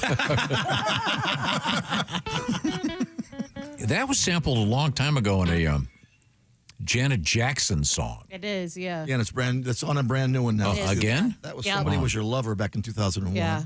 Oh, wow. You're familiar with Janet Jackson? Me? Yeah, of course. She's nasty. Okay. Who's the one that just had the birthday? That was LaToya. LaToya is the one that was in Playboy with the snake. Remember that? Ugh. Yeah. Wow. Wasn't it? Or maybe, am I making that up? Yeah, once again. Yeah, I think she was. 90s. And the In the 90s, yeah, thanks, Ace. listed below Tito in terms of popularity, LaToya. Did you watch 60 Minutes last night? I did not. Your girl was on there. They did a big, long feature on Dua Lipa. Oh. I almost texted you. I'm levitating. Yes, she did that. She sang for you. Dua Lipa. Very good, very good. We're going to send it over to Christy Lee at the Silac Insurance News Desk. What's happening? Police, did I do this one about the ferret in Florida? No. Okay. Police in Florida searching for a man who stole a $650 ferret by stuffing it down his pants. Security cameras at Petland in Jacksonville captured the guy browsing the ferret section, fondling a ferret for quite some time, and then apparently shoved the weasel in his shorts and walked out without paying. Well, at least he fondled it first. Like got it in the mood. Yeah. Police described the suspect as having a unique long mustache. Footage shows him holding the crotch area of his shorts to support the ferret. And once again, they haven't found him yet. So is in the front, because if he was a perv, he would have put it in the back. That's because he's going to catch the gerbil. Willie, you have a mustache. Do you have a ferret? I don't. Shockingly, no. I don't like ferrets. And my friend, when I was a kid, had a ferret, and it made the house kind of smell. Yeah. And I've said that to ferret people, and they go, oh, no, they're just not doing it right. And I'm not trying to be mean to the ferret community, just not for me. Yeah, our neighbors had ferrets, too. Why? Why? They had a couple of them. They were pets. They're smart and cute. They're cute. They're fun to watch. Are they like cats? Do they just wander around the house? Yeah, a little bit. I don't know if they had a cage or. It's like a puppy You mixed with can a have a snake. ca- They kind of obviously, slither. Their bodies are too long. It's They a are little kinda scary. slithery. They're slithery? Yeah. They're kind of like weasels. Oh, Yeah. okay. Puppy snake. Puppy I wasn't trying to be silly. I'm just a moron. So they're not in cages? You can. Well, you can. Well, you usually keep them in a cage, but a lot of people let them out. Like I let out my chinchilla. My buddy had like the cage, and there's like a little blanket in there and like some Yeah. hay or something. Yeah. It's a real They wild like look. to hide when they sleep. They Really? like to hide, period. They're very helpful. Like if you ever see the movie Beastmaster, he has some ferret friends. Oh, does he? Oh, yeah. Yeah. Oh. You're ever in some sort of medieval adventure? Nice Yeah. to know. Well, that'll happen. Uh-huh. Okay. Hey, sheriff's deputies in Colorado tried to lure a bobcat out of a family's residence with the help of laser pointers. Do they work on big cats? Jefferson County Sheriff's Department said the wild cat wandered into the home and curled up behind the resident's TV. Responding deputies used their taser's green laser to try and coax the bobcat out, but the unimpressed animal ignored that tactic. Okay. So that answers your question, and later left on its own accord through an open back door. I see. He wanted none of their nonsense. Look, I know Yeah. what you're doing with the lasers. I'll leave when I want to leave. Yeah. I'll be honest. I'm tempted. I'm a cat, for Pete's sake. But So it didn't work. Did not work. Okay, good to know. Right now, the Bob and Tom Show is brought to you by BetterHelp. Men today face a lot of pressure to perform, to provide, and BetterHelp is all about accessing therapy because statistically, men are a little bit less likely to seek help when they need it. It's okay to struggle. It's okay. We're all doing something and dealing with something. So this is where therapy can come in and be extraordinarily helpful. And the last month, officially, I believe, was called Mental Health Awareness Month. So if you're thinking about therapy, BetterHelp is a really cool program because the therapy itself is done online. So it eliminates one of the hurdles that may be stopping you from doing it. And as they say, the stigma, get rid of the stigma. It's okay to talk to somebody. There are more than 35,000 therapists working in the BetterHelp program, and you can get hooked up with one of them. And by the way, if you want to switch therapists anytime, there's no additional fees involved. And again, the therapy itself is done online. BetterHelp is the largest online therapy provider in the world, and they can provide access to mental health professionals. And by the way, they have a diverse variety of expertise. So see what it's all about. Visit BetterHelp.com/BT Show. Once again, you can talk it out with BetterHelp. Bob and Tom listeners get 10% off their first month at BetterHelp.com/BT Show. That's BetterHelp, HELP.com/BT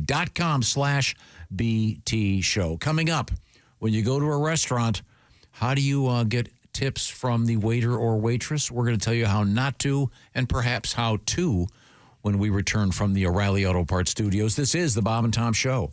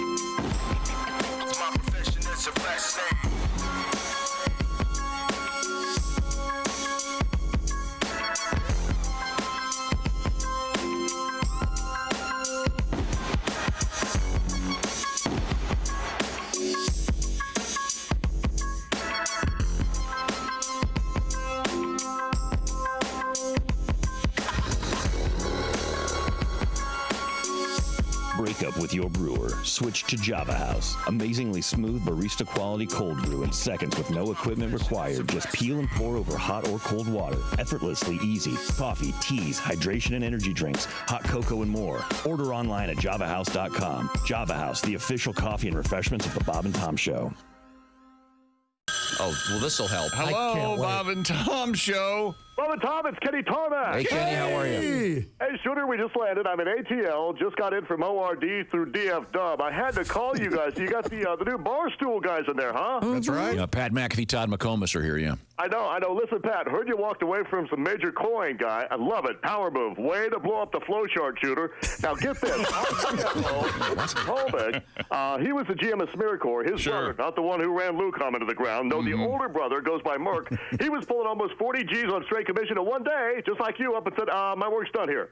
Didn't even give the standard 2 weeks notice, and word has it he's making twice that much now with the remote-controlled chip clip people. So almost exactly like your deal. Dot to dot to dot to. Hey, Stud, I was going to ask you. Hang on, I got to take this. Get Tarmac. Hey, Shooter, we just landed. No, we're still here. No, what about me? Through RD.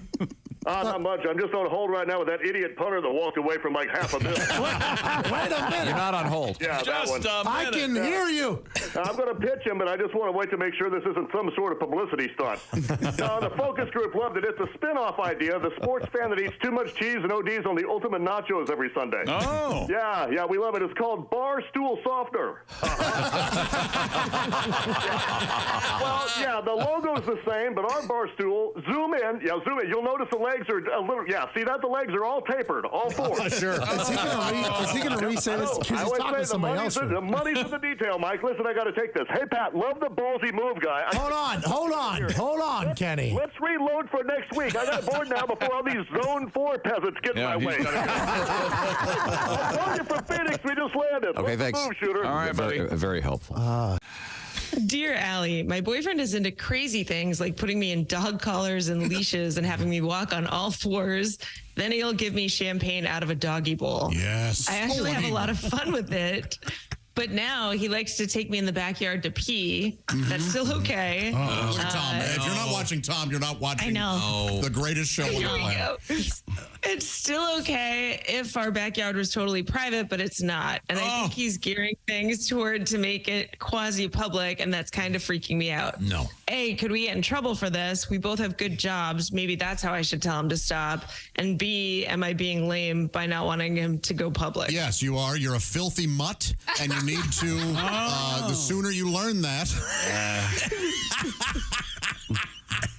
Tom, what's your problem with this whole thing? You really do look. This is really wild. It's going to get worse. This guy's champagne in a dog bowl, and the fact that it's champagne is really something. Yeah, but she's into all of it except for it being public.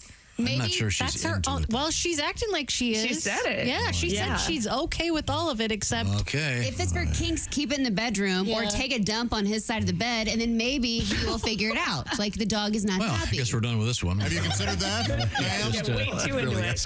Yeah, and then what if he rubs your face and he goes, no. Never mind. You're right. Anyway, you're bad dog. A dirty little Bowser, aren't you? Yeah. That's very, as Chick McGee once said, this sort of thing, a lot of specificity. That is wild. That is. He's into, that's. Oh, yeah. Obviously, the answer is whatever, when it gets to the point where you're not comfortable, don't do it at all. Say it. Yes, do not do it. I mean, I just think you'd have to talk to a professional on this one. Won't this just keep escalating? Potentially, but she's got to say no. So whatever you're not comfortable with, please don't do. But if you're fine with being leashed around the yard that has maybe a tall fence, that's right. Oh, good for you. You guys, maybe you just found each other. Up a fence, exactly. Yeah. Go to dinner, get a nice restaurant. Sit. I don't guess there's any. Can she have a her bag? Any reason to ask what position he likes? Yeah, right. I think we know. That's the capper. We're done now. Yeah, I think we're done. I done. hope she's not allergic to peanut butter. Let's get to our next letter.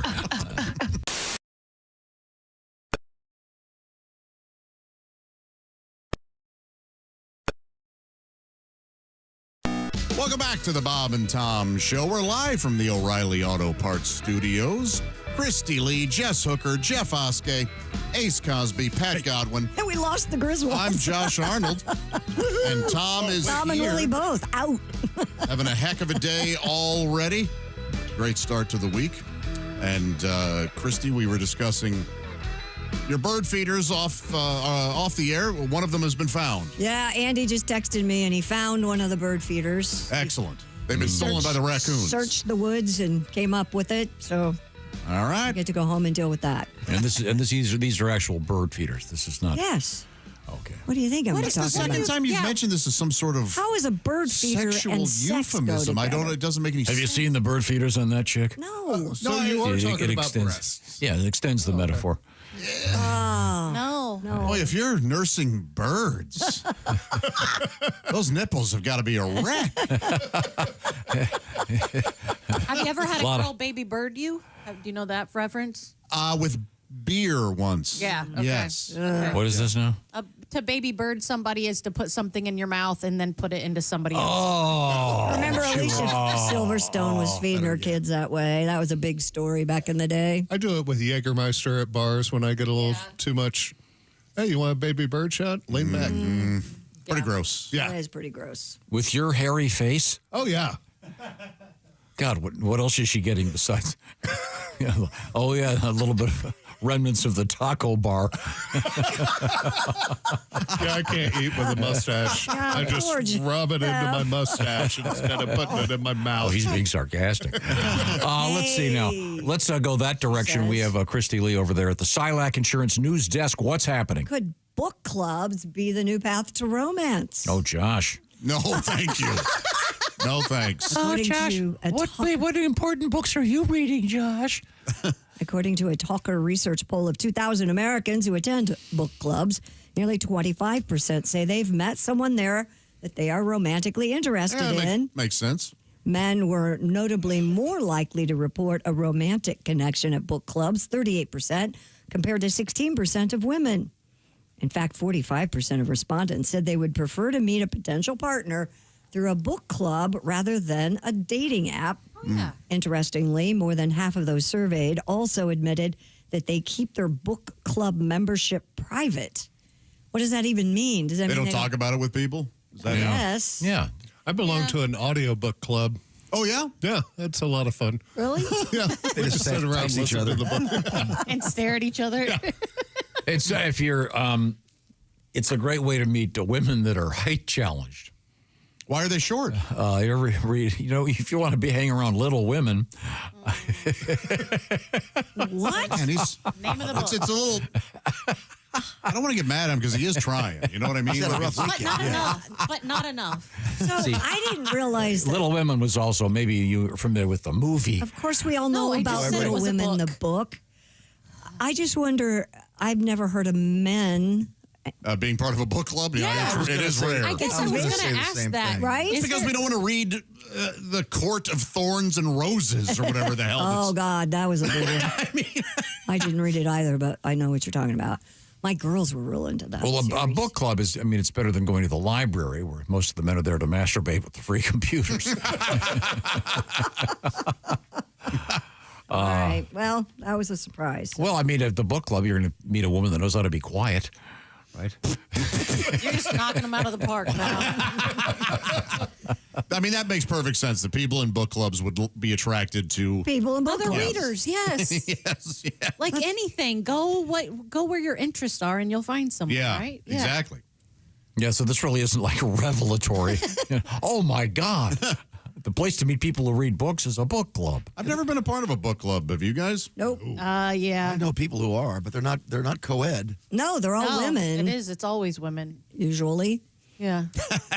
Well, so therefore, it's like Josh when he was in high school and all the plays. So if a guy joined a book club, he'd be the only guy there. Well, in Josh's case, the only straight guy in the, what was the name of your choral team? My show choir was called Flamingos.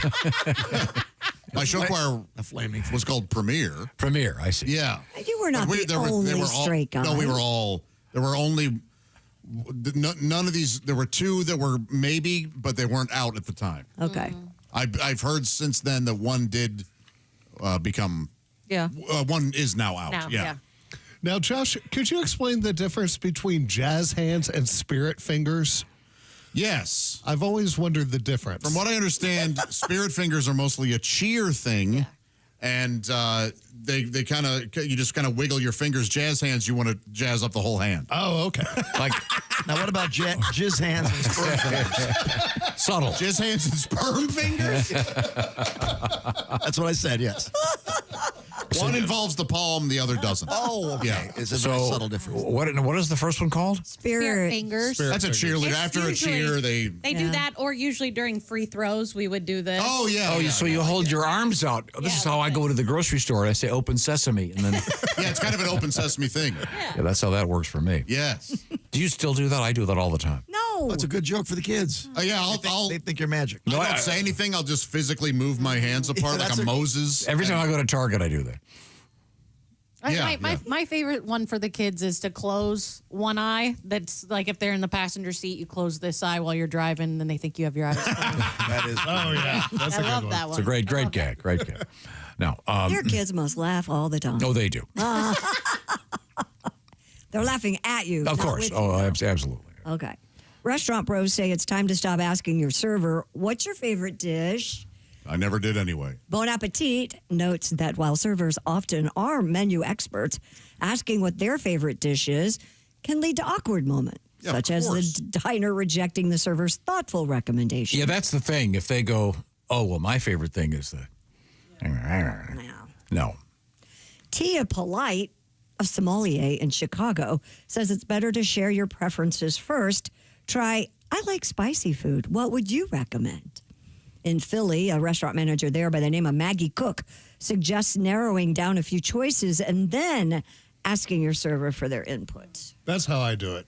Yeah. I'm like, I can't decide between the Reuben and the fish and chips. Yeah. What do you suggest? That's And they're great. like, oh, Yeah. stay That away makes from sense. the Reuben. Right. And you're like, okay, I'll go fish. Do you think they do a little assessment of you and going, oh, the guy at table 6.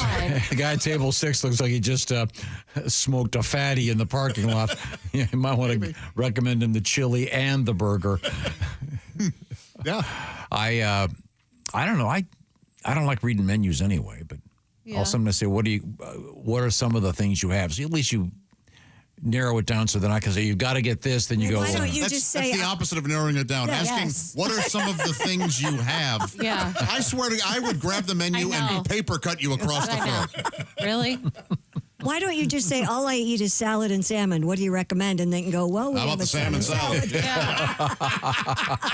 But then I'd go, oh, no, I'll have the chicken. I work on a wait staff, and so I will go in the kitchen before the lunch rush and just say, hey, what is something that we have a lot of, or what is something that you want to I always assume that happened anyway. Feature more. Yeah, that's what I'll do. Like if it's late in the week and we have a bunch of something left, they'll be like, hey, push this. I always figured the shrimp's about to turn. Yeah. Yeah. We got to. Yeah. The server comes out, I like the steak. I'm a vegetarian. What are you doing in here? This is a barbecue joint, you idiot. Get the hell out of here. That's interesting. Being a server is fun. Did you know that, I'm sure you know this, that menus, there's a whole science of laying out a menu. Yeah. And they often put the thing they make the most money on. If it's a 2-page menu, they put it middle right. Yeah. And you're Sometimes in a square. Yes. And you're not supposed to stack the prices. Nope. Because people will scan them and just get the cheapest things. So you're supposed to have them in the middle and stuff like that. Yeah, there's also a breakdown of like how many segments you should have and changing the font and the size and all that stuff. Yeah, I like it when a server will go, I wouldn't get that if I were you here. I do too. If they go, that's not their strongest thing here. Just You immediately trust that person. Yeah. Yeah, for not leading with the positive. Yeah. Well, yeah, exactly. You don't feel like you're being lied to. Yeah. Okay. Now, we have Christy Lee right over there. And I should point out, if you're just joining us, we are in the O'Reilly Auto Parts Studios, and this is the Bob and Tom program with our news from the Silac Insurance News Desk. What else is going on? A candy maker, Haribo, is recalling bags of sweets sold in the Netherlands. Isn't that the dead gorilla? No. No. What? That was Harambe. Oh, sorry. This is the gummy bear people. Yes. And they're recalling bags of sweets sold in the Netherlands after some were found to contain traces of cannabis.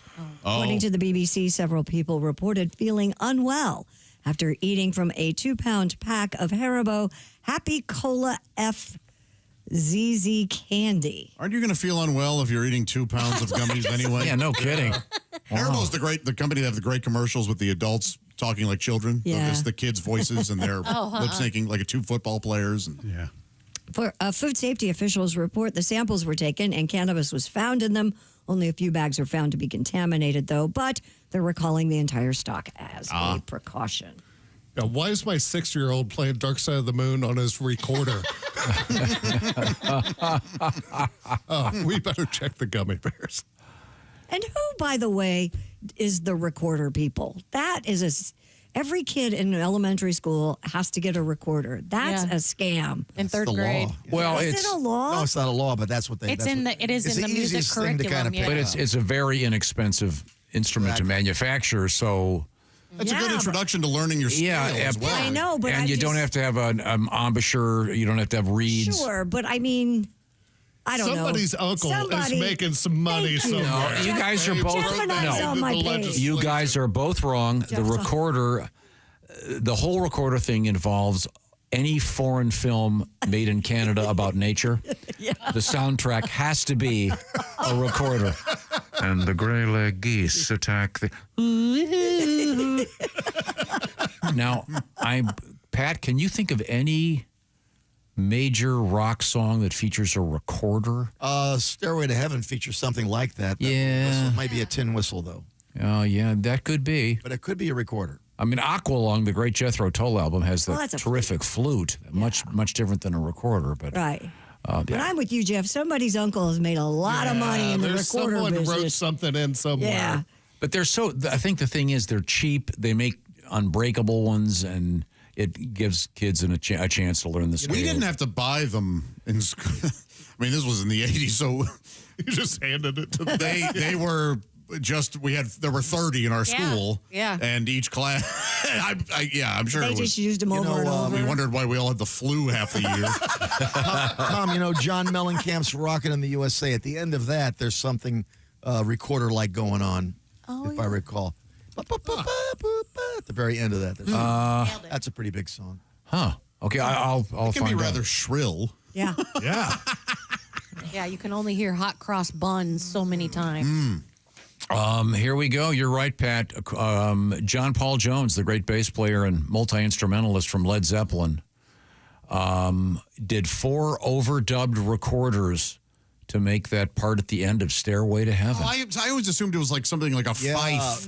Or it had a lot more power than or a one pan recorder. flute. Yeah, but something it that Tolkien would have approved. So it's 4 recorders. Woo. Yeah, John Paul Jones was always the sort of unknown secret ingredient to Led Zeppelin. A great session bass player and session player of lots of other stuff, but I did not know those were recorded. Good to know. See, and I thought recorder talk was going to go nowhere.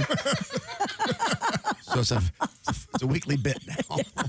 Now, can you play a recorder, Pat? That's my first instrument, and I absolutely loved it. I carried it everywhere with me. I really enjoyed it. Really? Yeah, for like 5 years. Okay, here we go. This I'm is going to buy you one on Amazon. I have a bunch of them. You Like do? a really cool kid. one of the songs on my hate list is Ruby Tuesday by the Rolling Stones. I despise that song. Brian Jones plays a recorder on that, it says. With the Beatles on Fool on the Hill. Oh, that's Okay, yeah. Okay, well, so thank you, Christy. Sure. A Maryland woman facing charges for allegedly striking a child who called her Miss Piggy on a flight back from Disney World. According to court records, 46-year-old Christy Crampton struck the child with her fist and a water bottle. Wow. Whoa. Then slammed his head into the airplane window. Huh. The incident occurred on an Allegiant flight returning from Disney World. Crampton told authorities the child became disrespectful during the trip. Sounds like it. He called her fat and Miss Piggy, Can't do prompting that. the alleged assault. Police said Crampton took the child's phone, leading to a confrontation. When the boy pushed her arm off the armrest, she reportedly struck him. He started it. her relationship to the child was not disclosed. Has to be. Has to be a relative, Yeah, right? yeah, because you don't just go up to some random kid and take their phone. Wait a minute. If this is a relative, how is this news at Yeah, all? why is it news? Yeah, that's how Because it it went was to court. arrested. She was arrested. So the family, we can't just speculate. All right. Yeah, in court documents it said it did not say. But isn't that very, I She mean, appeared in court earlier. isn't that how Miss Piggy reacts? Yeah. Very much so. I mean, I think she goes from 0 to 10 like that. Yeah. Yeah, Yes. I think it's she what do they does. say? It's on the nose, on point. Yeah. So, I think this is a lesson every boy has to learn.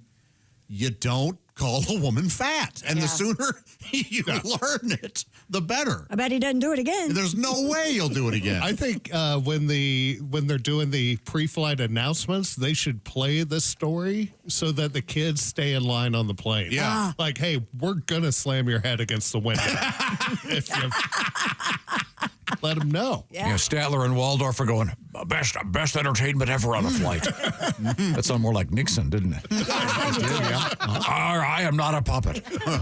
Pat, play me a song. Well, that's interesting. Yeah, it has to be a relative. Yeah, you would I do sure that to hope a so. stranger's kid. A strange kid, man. Yeah, that's. We were talking about beating other people's I know kids this. earlier. I might take that back. That Is there a just picture seems of her? Does she look extreme. like Miss Piggy? I don't know. Jeff, Jeff saw Yeah, her. she's a bit doughy. Really? No, but does she have like the blonde hair and stuff? Does she look like yeah. her? Yeah. Well, She looks like someone who would slam a kid's head against a window. Awesome. But I mean, having just left Disney World, you got to remember the level of. Yeah, your patients are thin. Yeah, she was way done with it. Yeah, and you're at the Orlando airport. That's always a 1-hour ordeal. And then you're on the Greyhound of the sky, so it's Yeah. like, Can't say I blame her. Does it mention the applause from the rest of the people on the plane? Yeah. Shut the kid up. Thank you very much, Christy Lee. Right now, I want to remind you that it was about a decade ago. Chick McGee walked in one Monday morning and said, I found this really cool security system. It's called Simply Safe. I installed it myself. It's amazing, and we have since become good friends with the Simply Safe people. We, in fact, I'm looking around here, we have Simply Safe right over there and out there out front, so we can see what's going on all the time with Simply Safe. You can install it yourself. It's very simple. Not a lot of wiring you have to deal with or anything like that. It's all done with remote stuff, and you can even have someone from Simply Safe install it for you. They'll give you the name of someone to put it in if you don't feel like doing it yourself. The larger point here is that it is simple because it's a simple system that works the way you want it to. You can have it set on your doors, your windows. You can have the camera work. Simply Safe also has something called Active Guard Outdoor Protection. It's AI-powered cameras monitoring what's going on outside with agents that are looking around to make sure that no one's lurking around your property. And they can kind of, I guess, sort of, before it even happens, deter crime. See what I'm talking about by visiting the Simply Safe website. By the way, Simply Safe is ranked #1 in customer service by Newsweek and by USA Today. Monitoring plans start at just $1 a day. So visit simplysafetom.com and claim 50% off a new system with a professional monitoring plan and get your first month for free. Once again, if you get this special monitoring plan, 50% off the system and your first month is free right now. That's simplysafetom.com, simplysafetom.com. There's no safe like Simply Safe. Christy Lee, what's coming up? we have a toe licker in the news. A toe licker in the news. Well, and that we never got to our duck rate, causing a problem in Cape Coral, Florida. We'll talk okay. about the duck. Okay, we got ducks and toes. Yeah. All coming up next. We are in the O'Reilly Auto Parts Studios. This is the Bob and Tom Show.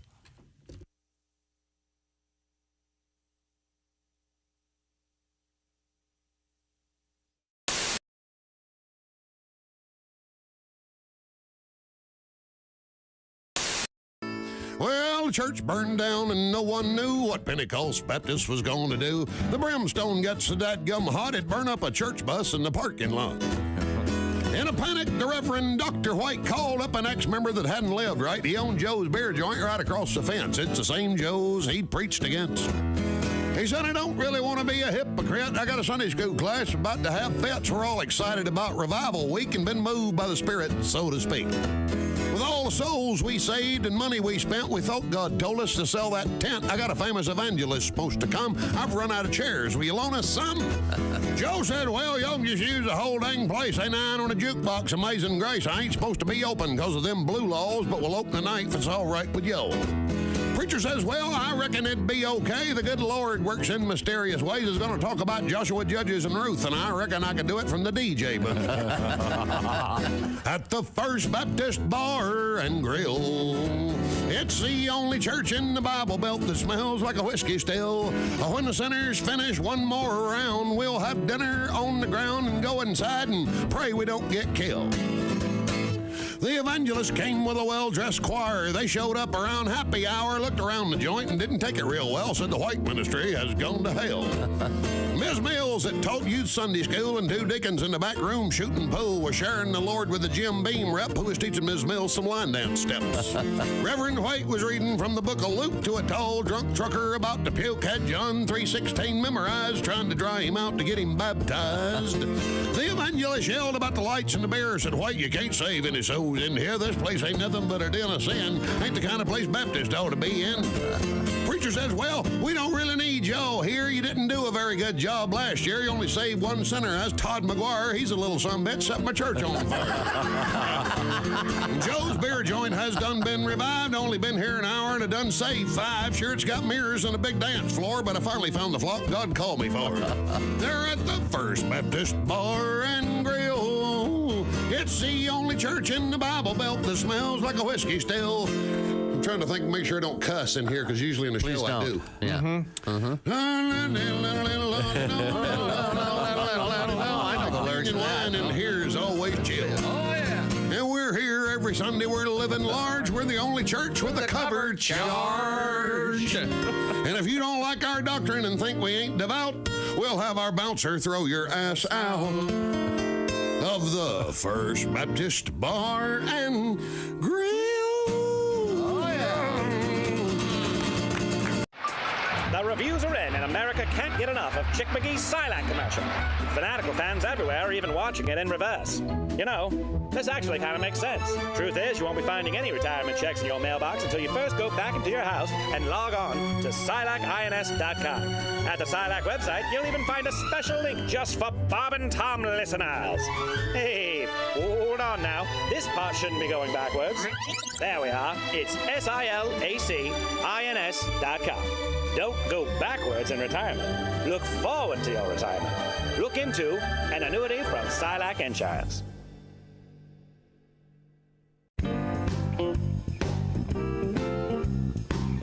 People, here's what people don't understand about the Bob and Tom Show.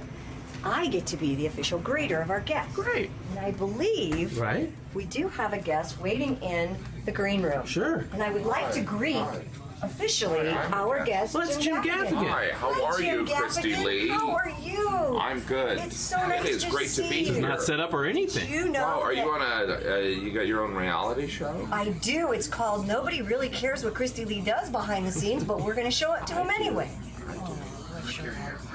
Thank you, Jim. It's so good to see you. Okay, let's move. Let's show people what you eat back here, Christy. Oh, well, my favorite thing is right over here. This is called chocolate-covered raisins, or I call Nirvana. Sure. Have a. And you know what's great is the way that's set up. It's like there's tons of hands going in there. Yes. And so hands are usually covered with feces. So. And he's absolutely right. So now you're going to ruin my favorite Enjoy. snack in the green room? The treat. There used to be soup here in the morning. What happened to the soup? There used to be different things. He retired. Or does it come at like 9 or He something? retired. So now we have to eat things that look like feces. So that's it. Or is it Padres 2-1, bottom of the 7th. Why'd it stop? Are you watching check local baseball listings. Hang in, I've got to put my. Not check local listings. That's the game. That's the Major League the Baseball status of the opening game in Seoul, South Korea. And if you listen to a rebroadcast of the show, that information is very, I see. very.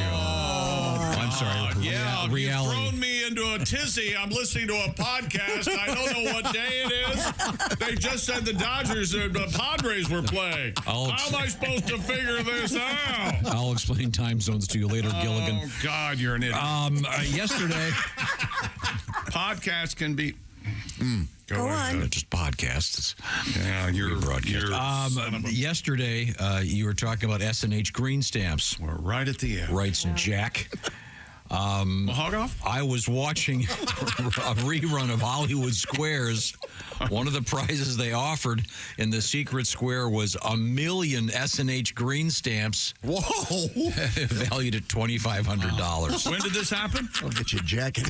God, I hope they were already in the books. Could you imagine? I'm confused, though. Did you say that these S&H green stamps now they're worth $2,500? That's what you said, right? No, it said... I have no concept of time or where I am on the planet. You have to talk slow. I rely on my radio show to inform me where I am and what day it is. Hi, this is Pat Godwin from the Bob and Tom Show. Thanks for watching this morning's show. To listen, just go to bobandtom.com, check out the list for a station near you, or stream the online radio station on our website and the Bob and Tom app. The Bob and Tom Show, on air, on app, and on demand.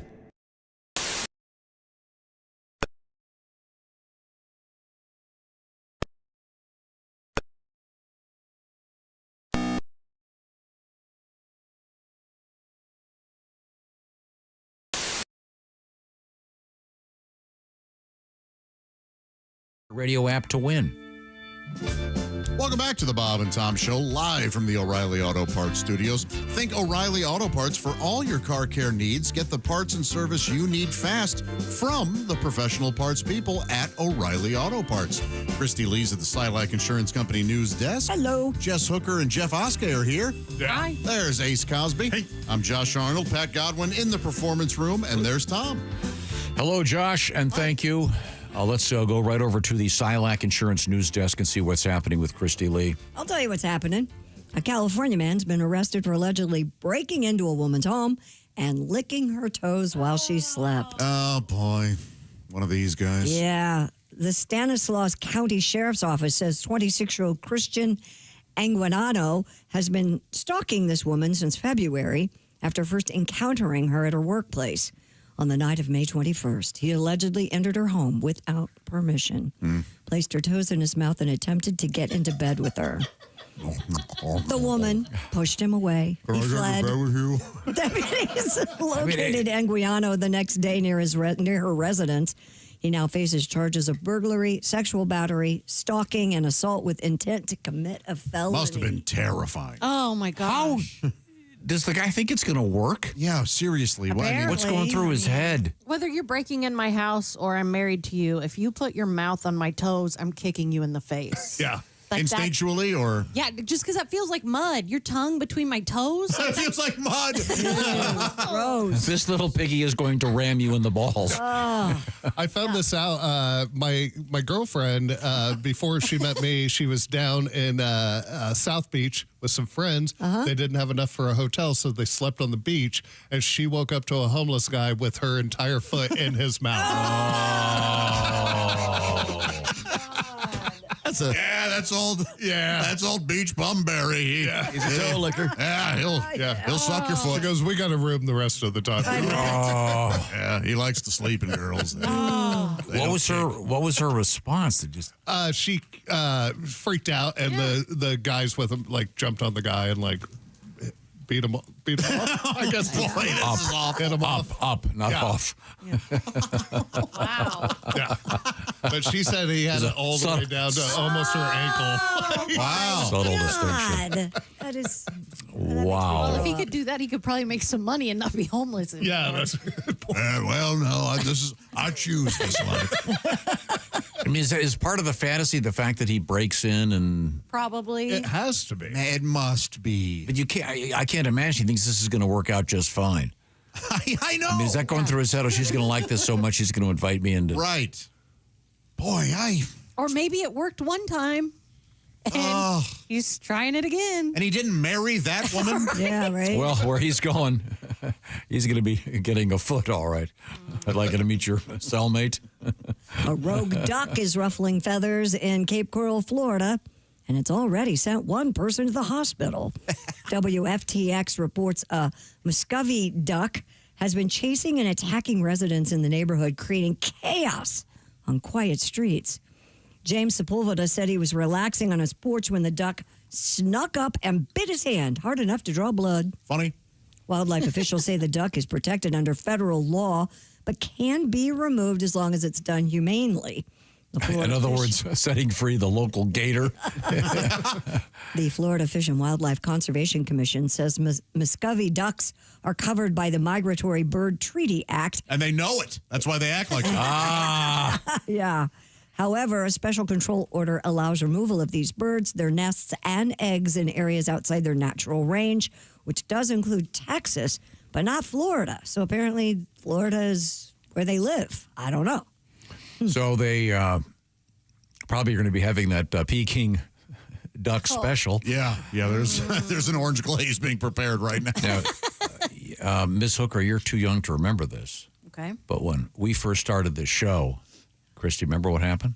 Yeah, there was a Chinese restaurant in one of our little areas of town. There's a famous neighborhood that it used to be. The whole on thing the was canal. it was called the home of the ducks. Right. That was their motto in the neighborhood. They've kind of dropped that, which is a shame. But there was a restaurant that was taking the ducks out of the canal. And no way. Yes, absolutely. You want them fresh. They were delicious. Never frozen. I wish they'd do that to the geese. I'd be all in favor. I wouldn't want Would to you eat a geese? As long as I knew they'd slaughtered 50 for each one I had to eat, I would. Do people eat Canada geese? Oh, I don't know if that's the kind of goose they eat or not. I know you can eat a goose, but I don't know if you can eat Canada geese.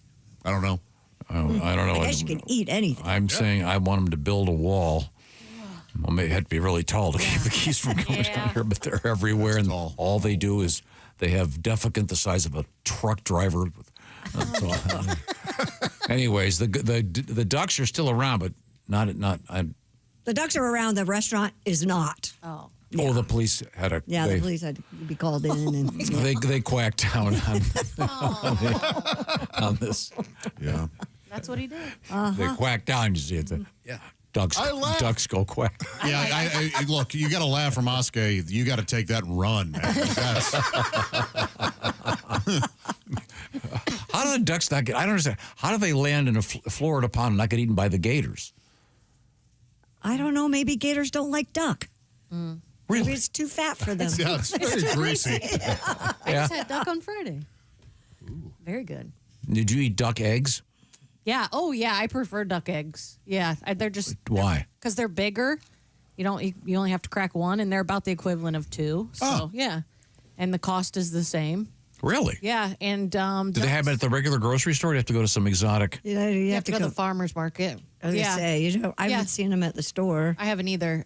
No, but yeah. And ducks lay eggs year round, so you can get duck eggs a lot more. Because there's in the cold months, it's hard to get your chickens to lay. So. Good to know. Thank you very much. Well, we're going to wrap things up and say thanks to everybody. We have wrapped up our pop-up store, right? We did, yeah. It was over last night. And a very popular shirt. We'll come up with a new one real soon. We have a couple of... We do. We just worked out our idea, yeah. We have a couple of very interesting ideas. Yeah. Oh, I bet. And Christy, how do you like this one? We have your footprints right there where the boobs would be. That's in the running. Oh, boy. What do you think? Footprints. Mm-hmm. Yeah. Would you like Christy's feet?